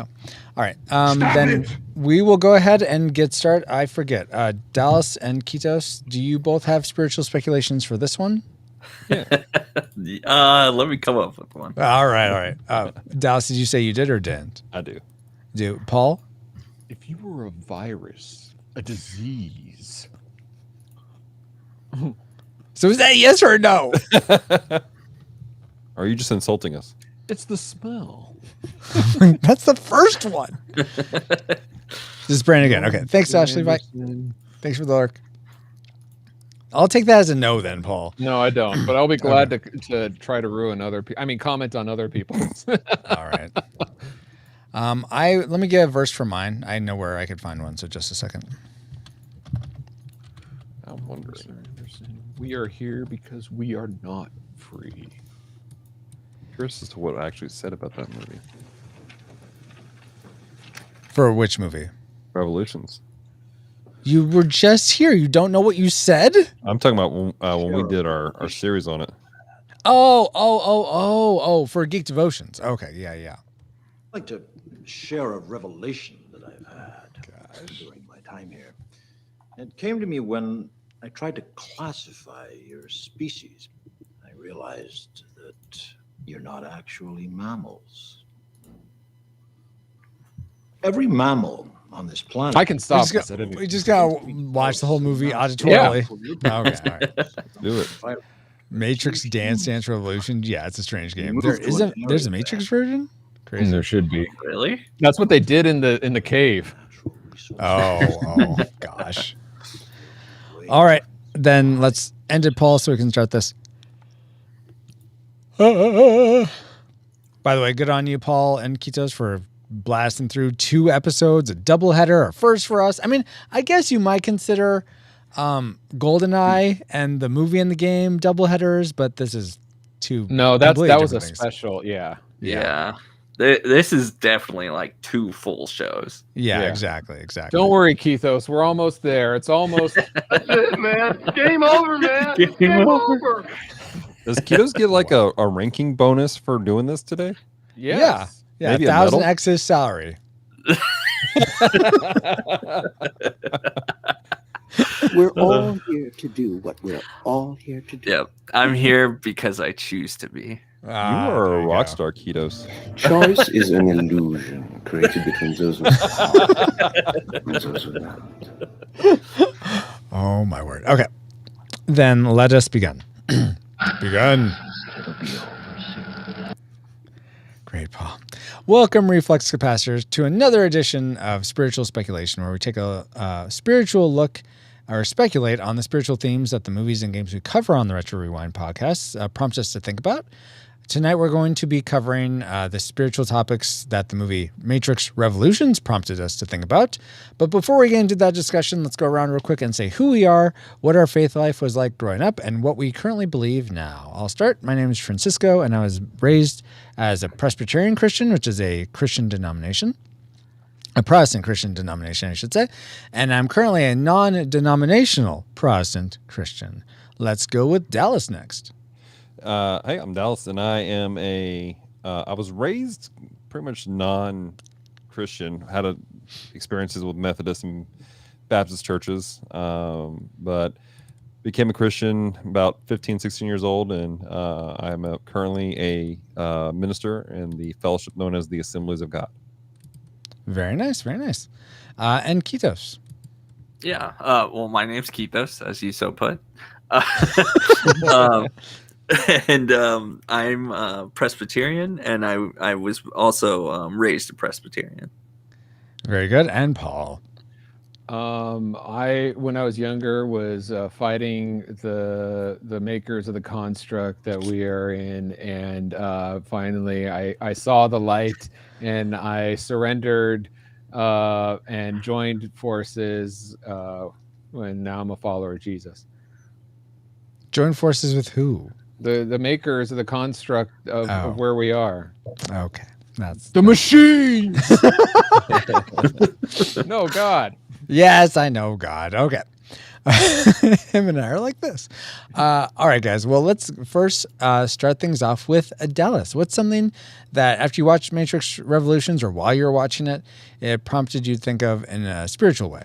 Yeah, looking at Morpheus, he's always been kind of like the diehard, I would almost say evangelist of We Neo. didn't watch Die Hard. This is Matrix Revolutions. Oh, dang it, wrong movie. But anyways, I thought this was Tron. Wait, I covered Terminator. Equilibrium. What are we doing? The machines are trying to kill everyone. I thought that. Maker of the construct, help me, please. All right.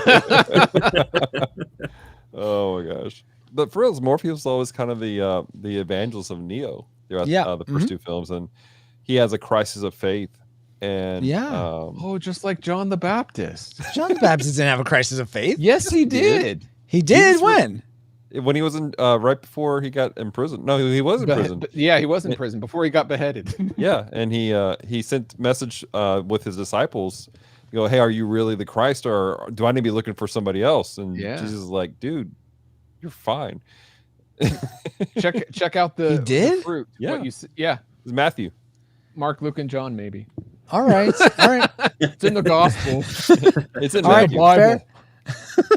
I guess I don't know my Bible well enough. Okay, sorry. John the Baptist. Google John the Baptist and should we look for another? Yeah. Okay. All right. It's a really interesting conversation. So he had. Yeah, go ahead. No. You were saying something. Oh, so he had a crisis of faith. Yeah, Continue. He had a crisis of faith, and that's one of those things. I think that every person who is a religious period, and no matter what, but for us as Christians, we run into that. We have a crisis of faith. We question things, and but I think that even though he questioned things, he held to his faith to a degree. And I was thinking about it, the whole crisis of faith, and you got some people who they just go off into this progressive Christianity mindset of things where they're rewriting not just traditions, which I do believe there are some traditions of the church that aren't right, but even like denying scriptures and denying the basis of our belief, and to the point where some people just walk away completely. And I have heard of and seen people who were influential in the church and in their not necessarily the bigger church as a whole, but in their local church and their places. Yeah. And they go through a crisis of faith and just walk away. And for Neo, are we getting into once saved, always saved? No. Okay. But for Morpheus, his influence was it was wide reaching. He influenced a lot of people, and even though he had his crisis of faith, he still held on to it. He was honest about his crisis, but he stuck to the basis of his belief, and that influenced everybody. And there are a lot of people who were very much they were challenged. They flat out said, they're like, look, what this Morpheus has influenced us in this time frame to believe in Neo, to trust in him. Mhm. And I can't help but wonder what would happen if he had kind of gone through, if we do, using the progressive Christianity as a example, gone through that and just saying, it's whatever. Well, how that else would affect it. And are you asking, like, what if Jonah didn't go preach after spending 3 days in the whale? Like, what if Morpheus didn't go on, like, promoting Morpheus or Neo as the one? Right. I don't know if it's more of a question, as it more of it's just one of those things that I've been saddened by lately, because I've seen people do that. They just kind of walk away from the faith and the reach of it. And we can look at that even within this movie. Like, what would happen if Morpheus was like, you know what? Forget this mess. Oracle, some crazy old bat in the Matrix, some bad coding, and you know what? I'm surprised. But I think what this movie showed, and I'm sorry if I'm stepping all over you, but that's what I do. I'm the master interrupter. But what I honestly believe that there are times where God calls certain people to do certain things, and there are people that reject that calling. And what I think that God, knowing full well ahead of time, also brings up other people, which is why, like, Niobe steps up, who's supposed to be not a believer, but still does the quote unquote will of God, Right. But I believe that, it is sad when people don't step up as they should, but I believe that provisions are provided for that. Absolutely. I think it comes down to having faith, right? Even if you don't have faith in God, because that's exactly what Niobe talks about is, she has faith in Neo, right? Right. Which, it's like, which doesn't make sense to me, because I don't believe he's the one, but I believe he could stop the machines. Well, see, but like, even that's like faith. She believes something, right? And that, just having that belief can put you towards, like, God's path for you, that's just true. having a belief, because you have on the other side people who don't believe at all, like Locke, right? He has no belief, and he's basically will extinct everyone because of it. There is no, like, he's basically a machine, honestly. He's like the human version of the machine. Interesting. It's funny you guys brought this up, this whole Niobe dynamic, that she doesn't believe in the idea of the one, but she believes in Neo. And it just totally sparked in my mind how Zacchaeus, he was a raised Jew, so probably knew all about the law and the Torah, but he wasn't really following it because he's swindling people out of their money. You talking about the wee little man? Yes, the wee little man, Zacchaeus. Right. He had a green hat. He had a hat? A green one. He had a green Lucky hat. Charms. Oh my gosh. Anyway. Oh yes, Irish Zacchaeus. Anyway. He didn't seem to believe in the edicts of God, but as soon as he saw Jesus, he totally believed in what Jesus was bringing, and then he was saved. And so I think there is an element of some people do need to see something real. Whether it's not, I mean, obviously Jesus isn't back, but they can see the reality of God. Yes, exactly, Paul. In the actions of us who are believers, and how we go about our life in a way that's countercultural, ideally, to whether it's in our relationships or in the way we give back to others, or a myriad of ways. The ways we make content for geeks that a lot of the churches said, they don't. Who cares about them? That's a hat tip to Geek Devotions, if you weren't sure. But now, so that's funny that you mentioned. It's not funny, Paul. Sorry, it's not funny. It's interesting that you mentioned that there was this. Whoever mentioned Niobe, it totally sparked that. So I just wanted to make sure I got that down. But yeah, I didn't realize there was a crisis of faith there. And what would have happened?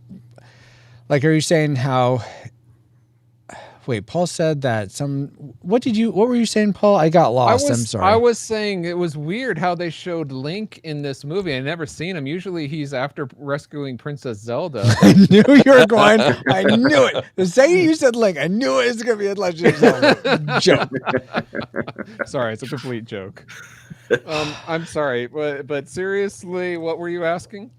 Just what you were saying something about how the faith of you're saying is referencing Dallas's point about I did a good job of referencing Dallas. I agree. I sort of got lost in the weeds. I'm so sorry, guys. Oh, kind of like me in the climax of this film. Yes, exactly. The climax of this spiritual speculation. I don't know what's going on. I don't know where I am. But don't Dallas, send a virus. They'll make a sequel, and then we'll know.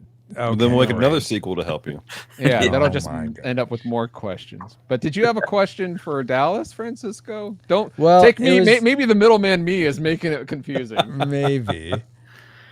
So I guess my question to clarify what I think I was understanding you to say, Dallas, is are you asking in the Matrix what would happen if Morpheus just disbelieved, or what happens in real life when we disbelieve? I think that's what it's the second one. Like in real life, when people go to progressive Christianity or some other thing other than Christianity, like what happens to them or what happens to us?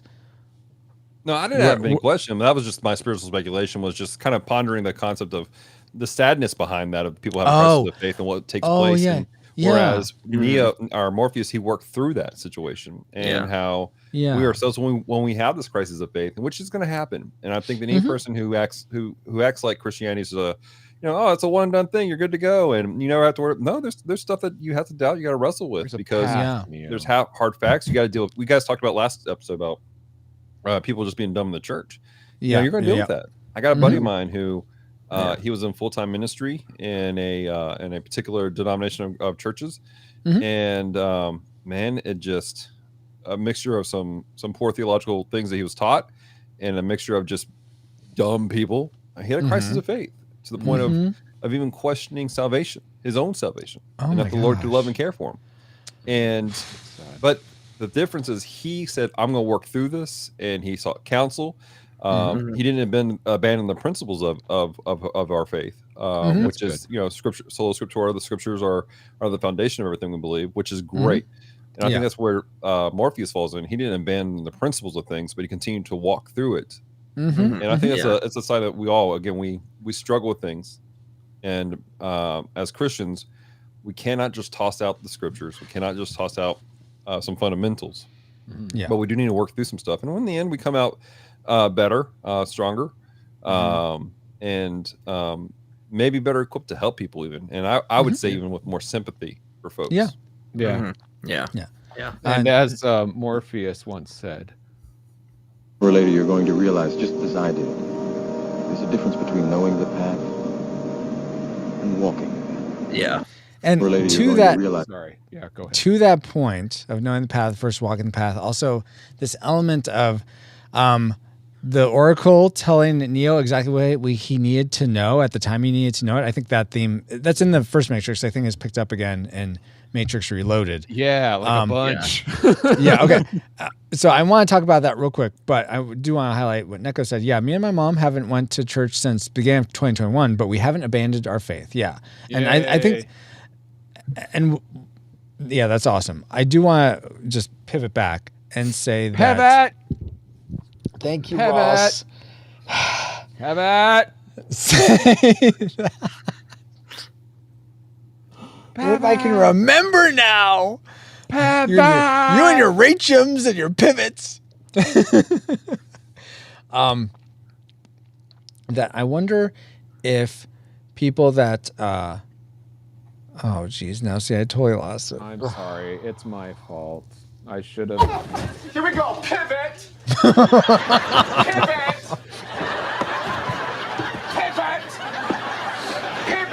This is to help give you time. Oh, good, thanks. I think you're going to pivot off of something Nico said. Right. No, it wasn't. It was off something you said about it was progressive Christianity and having faith and all that. Oh, and then choosing. Okay, that's right. The when we have something that happens to us, and so whether that's something traumatic or something good, like a lot of the type of people you were talking about, Dallas, that something crazy happens to them, whether they get hurt by the people in the church or there's bad theology or something like that happens, and they have that crisis of faith. I feel like that is almost can be a tool that God's using to push them into a deeper relationship with Him, and it's whether or not they choose to step into that hardship, or they choose to numb out to it or walk away for it, make a different choice. And that's where I wonder if that's what sort of determines whether you are one of the seeds that ends up in the rocks or the thistles, or you end up in the good soil. I wonder, do we in a way choose what soil we end up in? I don't some think we're cosmic way. I don't think we're the seeds, but what we I thought we were the seeds. What we do and what we say are the seeds that people can learn from. Yeah, the gospel is the seed. Yeah, you are the soil itself, and you really choose, and again, kind of talking about the soil of your heart. Yeah. What are you? Are you just hardened? Because Scripture does talk about God hardening the heart of Pharaoh, or a stony heart being removed for a heart of flesh. Oh, I see. Yeah. Hold on, I'm gonna look this up. I think it's in the Bible somewhere. Really? No way. Oh gosh. It kind of makes sense to me, because it's like, if you actually, if you have faith and you continue to, I guess, work through crises of faith and everything, right? Yeah. You're making your soil fertile. Right. Exactly. And remember, a lot of those illustrations, Jesus were using the illustrations of the people that he was dealing with, and they were all farmers. And so there's all kinds of conversations about tilling the ground and caring for the ground, making it fertile, as Keto said, and growing it to be healthy. I think that we do have the choice of hardening our hearts against the gospel, against what God has for us. Absolutely. Yeah. Or tilling it and being intentional. I think there are people who are out there who are in a vast array of false religions and are agnostic, but their hearts are actually very fertile because they're working through some stuff, and God has something for them. I completely agree. That's why, like, Niobe is, like, I actually do like her character because of that kind of stuff. Because I would say she has a fertile heart, right? Even if, she's agnostic or, what have you. Right. She's growing closer. Go ahead. Okay. So I'm going to read this, a lot of this, because... Right. What translation are you reading from? I'm reading the ESV. Is that legal to read from, I think? I mean, I think everything is legal to read from if you reference it. Okay. All right. Then I'll go ESV. No, not everything. I meant Bible passages. Every Bible passage. Not in the beginning. So Harry Potter was once under a door. No, okay. So this is from Matthew 13. I'm going to go from verse 1 through 9, then skip to verse 18. You're going to pivot to verse 19. Oh, that same day, Jesus went out of the house and sat beside the sea. Great crowds gathered about him, so that he got into a boat and sat down. And the whole crowd stood on. Wait, is this actually going into? Yeah. Okay. And the whole crowd stood on the beach, and he told them, he being Jesus, told them many things in parables, saying, a sower went out to sow, and as he sowed, some seeds fell along the path, and the birds came and devoured them. Other seeds fell on the rocky ground, where they did not have much soil, and immediately they sprang up, since they had no depth of soil. But when the sun rose, they were scorched, and since they had no root, they withered away. Other seeds fell among thorns, and the thorns grew and choked them. Other seeds fell on the good soil and produced grain, some 100-fold, some 60, some 30. He who has ears, let him hear. Now he talks about the purpose of the parable, it says. That's what the heading says. But now, skipping to verse 18, this is the parable of the sower explained. Hear then the parable of the sower. When anyone hears the words of the kingdom and does not understand it, the evil one comes and snatches away what he has sown in his heart. This is what is sown along the path. As for the one As for what has sown on rocky ground, this is the one who hears the word and immediately receives it with joy, yet he has no root in himself, but endures for a while, and then tribulation or persecution arises on account of the word. Immediately he falls away. As for what is sown among thorns, this is the one who hears the word, but the cares of the world and the deceitfulness of the riches choke the world, and it proves unfruitful. As for the one sown on good soil, this is the one who hears the word and understands it. He indeed bears fruit and yields, in one case 100-fold, in another 60, and another 30. See, it's not the gospel; it's us. All right, it yeah. In that translation, and I think it goes more to what Dallas was saying. It's not just us; it's our heart. Okay. Whether we're able to receive it. Another, but the seed isn't the gospel. The seed is us and how the gospel grows. No. It's not the seed. It's the condition. It's for what was sown among the thorns. Mm-hmm. This is the one. Okay, when it says this is the one who hears the word. Mm-hmm. When it says this is the one, you're saying this is the one is referring to the seeds? Yeah. Where I am thinking this is the one is referring to the thorns because they're all seeds. They're all seeds. Yeah, exactly. All when people. He says no. Listen, when it says this is the one, he gives 4 different scenarios of this is the one in different scenarios, and the different scenarios match where the seeds fall. So this is the one isn't referred to as the seeds, but where the seeds fall. Does that make sense? Yeah. Am I wrong in that? No. So I guess I still think it's, I don't know. It's depending on, maybe it's a translation thing, but I don't know why it seems like you could interpret it either way. As for the one, all right, verse 20. Which verse? Verse 20. Okay. As for what was sown on rocky ground, this is the one who hears the word. So what was sown in rocky ground is the seed that was sown in rocky ground. Right. This is the one seed I'm interpreting. Who hears the word. So the rocky ground is the one who hears the word? Correct. Yes. Why? How'd you get because there? It cannot penetrate. The rocky ground prevents the seed from taking root. So it's rocky ground. It's the same seed.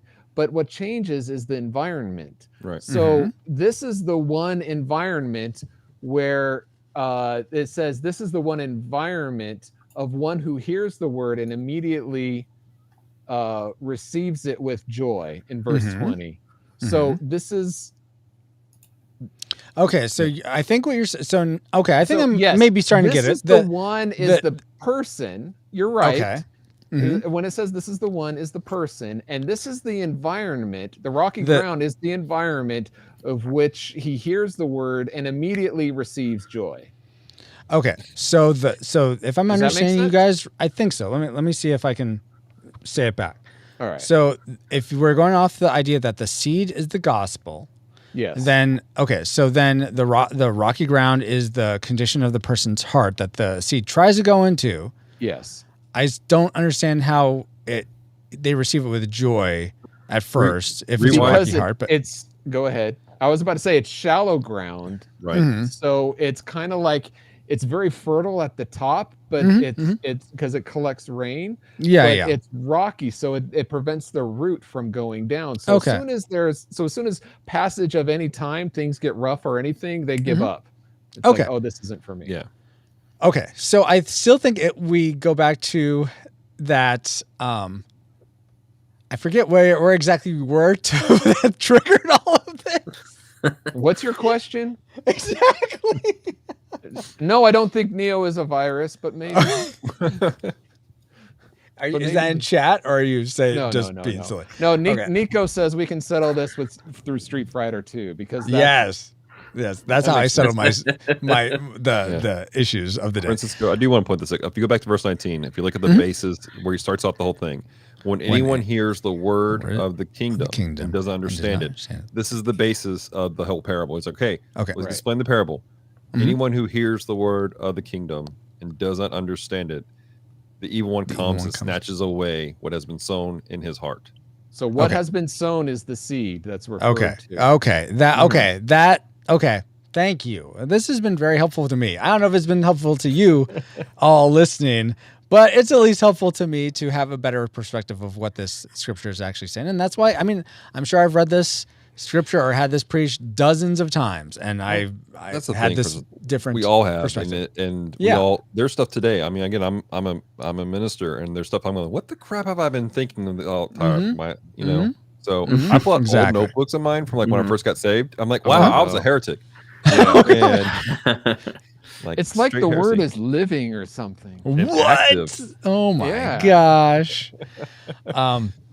I guess what I was trying to go off of is this idea of so not so much that we're choosing based on, I think I'm trying to cap off what I was saying before.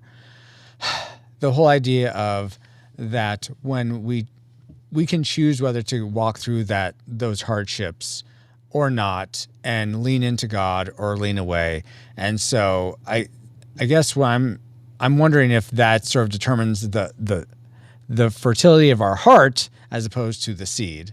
And so whether or not choice is an illusion. Power. So can we choose? I guess we can choose how our the choice is an illusion. We can influence the direction of our heart, or the in so much as how we receive the gospel. But can that change? Can we determine what type of soil we have in our heart to potentially receive the gospel? Well, that's the difference between us and machines. Okay. And if you're Calvinist. Yes. Yes, there is that. Absolutely. I don't know. Even machine wise, right? I mean, that's a whole other thing. Is it possible for machines or programs to be able to, change their soil, right? Because look at the guy in the beginning of the train station, right? Right. He does something about to say, outside of his program. Yeah, like there is lights outside my house that will turn on depending on the condition of the sun. Mm-hmm, so there are conditions that can be programmed to change. So what you're talking about, Keithos, is yes. Absolutely yes. I guess it depends on how much choice.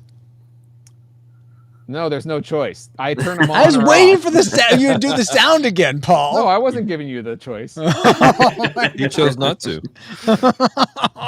You see, it's all an illusion. Yeah, okay, Paul is not a program. Yeah. Okay.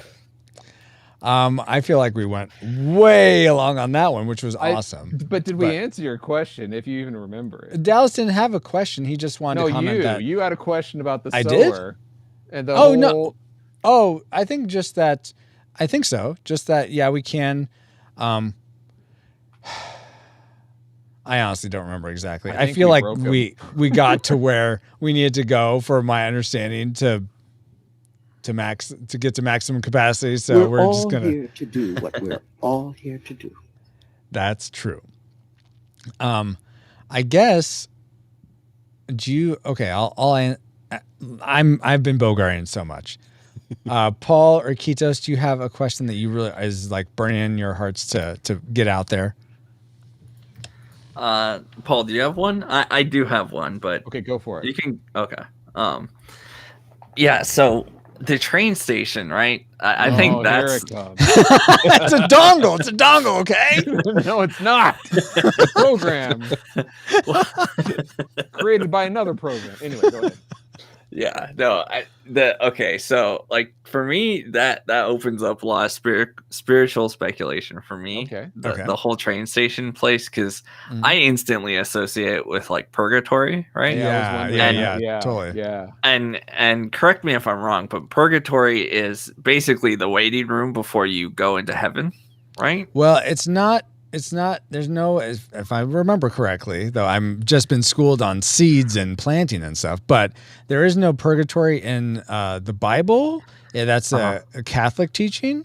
It's there are. There are? Okay. Listen, there are verses that can allude to that people interpret it as that, but it's not verbatim, if that's what you mean. Okay. Not enough for Protestants to go, yeah, absolutely. Yeah. Okay. Gotcha. Okay. But I mean, let's play the what if game. Okay, let's say what there if is there purgatory. is a purgatory, right? Okay. Where you basically you're in the waiting room, and it's before you get chosen whether to go to heaven or hell, right? Okay. Yeah. Something interesting that occurred to me is Neo can't get out of there, right? Yeah. Which is kind of the whole point of purgatory. Because he only knows C++, he doesn't know Visual Basic. Yeah. Yeah. Haven't plugged the dongle in. Yeah. But there is no dongle. What's wow. Yeah. Oh man. Yeah, no, but his whole thing, right, is Neo doesn't really get out because of, like, I don't know, I guess the equivalent of God choosing whether he's, he should go to heaven or hell, right? Or the gates of St. Peter, all that stuff, right? Oh, the train man St. Peter, preventing Neo from entering the gates of heaven until he's paid every last penny, according to one of the I was about to say parables that Jesus says that that alludes to that. But go ahead. Yeah. Well, okay. So my thought is, right, that scene's kind of different because what actually gets Neo out is his I guess his friends.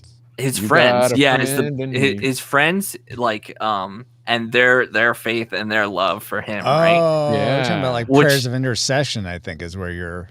What's that? What's prayers? That's where you can pray for dead people to go to be saved. Oh, I see. We're not Mormon. Yeah, that's a Mormon belief.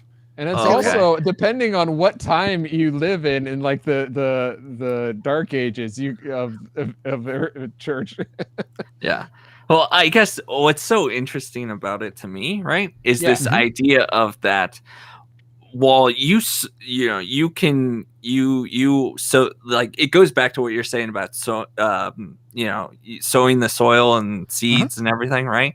You make yourself fertile, the gospel grows in you, and then you produce more that goes to everyone else, right? Yeah, to let your light shine before men so that they can see your good works and glorify exactly. God. So and then it gives them a chance, right? What if the idea of getting into heaven is more than just you yourself, right? Yes. It's about you not only make yourself able to grow the seeds, but to share it to others who then in turn basically give you the way out of purgatory and into heaven. I'll do you one better, Keithos, if you don't mind. Yeah. Let's change the train station from purgatory to our time here on Earth. Okay. So you're stuck here on Earth, and you Yeah. produce these good works, and you spread the gospel and the soil, and you can help save your friends that way to give them entrance onto the train that leads to eternal life. Yeah. Right. Yeah. So just that whole thing, that connection of, Neo doesn't get out himself, but it's others around him who help him get out. Yeah, which is why we need to go out into the world, because what's that passage where if they do not hear, how will they believe? Yeah, exactly. It kind of gives me a new understanding of that idea. Why you should actually have evangelism. Yeah. Yes. So I thought that was just an interesting. No, that's very cool. Paul, that's Romans 10:14, bro. Yeah, thank you. Yeah. Very cool. So thank you for that.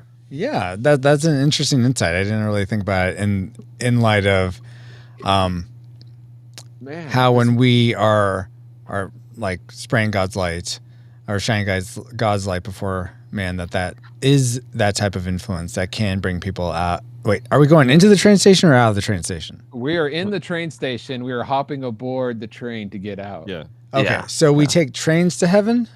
Yes, and to go to hell is a handbasket. But to heaven, you have to have pennies. Yes. Why'd you have to have pennies? Pennies from heaven. I don't get it. Is that a song? It's a song. Sure. Oh, okay. I don't know that song. Sorry. You know what's amazing to me is how many spiritual truths that are in these movies, but yet it was written by atheists, basically. Mm-hmm. Now, some of these quote unquote truths are dead wrong, but it's amazing how many truths there are in this. So I am almost nearly daily, if not daily, weekly, reminded of something. Weekly, monthly, if not monthly, yearly. Go ahead. Something that Nathan James Norman said in one of our spiritual speculations. I forget what episode it was. If you're listening, Nathan, and you remember, let us know. But he said that. And he said he got this from someone else, but that we live in a very Christ-haunted culture. And I think about that so often when I'm hearing other music or other movie or watching movies or shows, and there's so much spirituality of people trying to grasp for what's true about Christ and just not quite hitting the mark. But there's this, almost like a drive that you can't explain, or an instinct that you have to pay homage in some way, even if you get it wrong. We all are, because that's who created us, and we can't get away from it as much as we want to. Yeah, it's like we're swimming in a mix of lies and truth, and you're gonna hit truth no matter where you go. Even you know. Yeah. Unfortunately, you have to be able to. You don't always recognize it as truth if you're because you're swimming in both. Very limited. It only gets you so far, but that's where the soil comes in. Yeah, absolutely. The scriptures do talk about, though, how the law is written in the hearts of men. The law being the Old Testament, being exactly truth and righteousness, and that's the reason why we see these echoes and in culture itself of like, man, that's almost true. And that's really since we're all believers here, that's how we come from. Is like there are people who are like, man, these truths, they seem so real to us.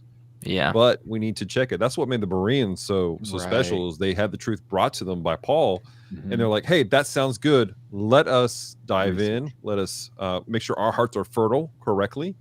And they dug into the Tanakh and the Torah, and they went to discover, man, this lines up. Like, this is the truth right here. Yeah. And that's something we all have to be responsible for, is to do that. But the world's out there, again, they're throwing truths out us left and right. And it's so close to being right, but there's something off. There's something wrong, which is why it's so easy for people to fall into such terrible false religions. The progressive Christianity out there, Mormonism, Jehovah's Witnesses, even down to other aspects of stuff. It's like, man, it's so close, but it's missing an essential aspect of who Jesus really is, and his love for people and what it really looks like. Those Jedis are way off. Just surrender. The sooner you do that, the better. So there's like a universal truth within all of us, which is like from God. Yeah, honestly. What's that? God puts eternity on their hearts. So I feel like, Dallas, you've been keeping track of what's going on in chat really well. I have not been able to follow, unfortunately. Is there anything between Neko and D Tungsten in your conversation that we should highlight, or you think would be worth bringing up here? Yeah, I was about to say that Sarababo says Paul wins. That's the part you want to bring up. That's pretty much the most essential aspect of the conversation. Tungsten said God doesn't choose whether you enter heaven. You choose by your belief and actions, as I understood it. And again, as Protestants and as people who are not part of the Reformed culture, that's true. God's given us the opportunity to choose Him, to choose Christ. The only way to heaven is through Jesus, and believing in Him and whatnot. We have to make that choice to walk that out. People can't pray us into heaven. We can pray for people. We can pray for Holy Spirit to have the Holy Spirit to convict people and to draw them to the Father. It's not our job to convict people, which I think a lot of people want that job title and they don't know what that calls for. But Holy Spirit draws people to the Father, and they have to make the decision, yes, I'm going to follow Christ. I'm going to abandon myself and walk this out, which is hard. It's difficult at times. But yeah, so I think that's something that Tungsten brought up that was accurate and true. But my Calvinist friend says choice is an illusion. Well, I mean, your Calvinist friend Smith. Yes. No, but in the Old Testament it says, "Choose this day who you will serve." You know, choice is given, just like even from the beginning, Adam and Eve, if they were given the choice to eat the apple or not. And, exactly.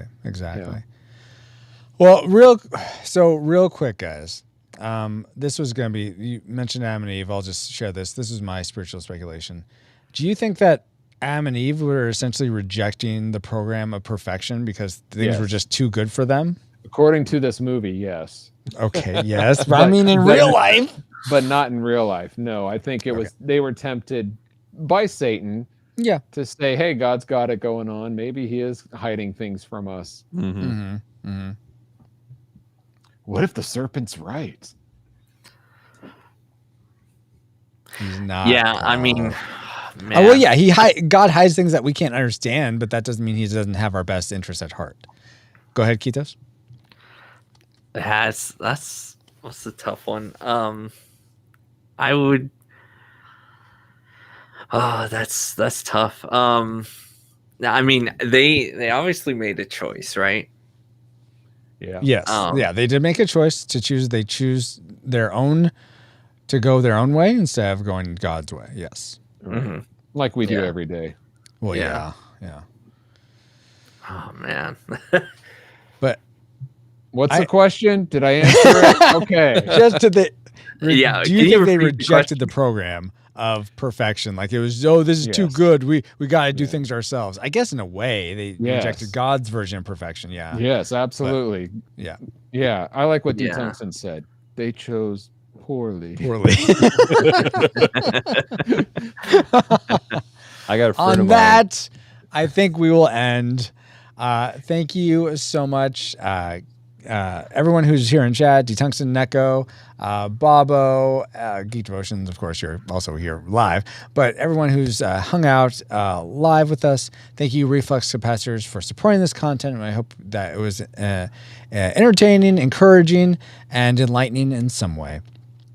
And I think that's where we'll end it. So for me, for Paul, for Dallas, and for Kitos, we bid you all shalom.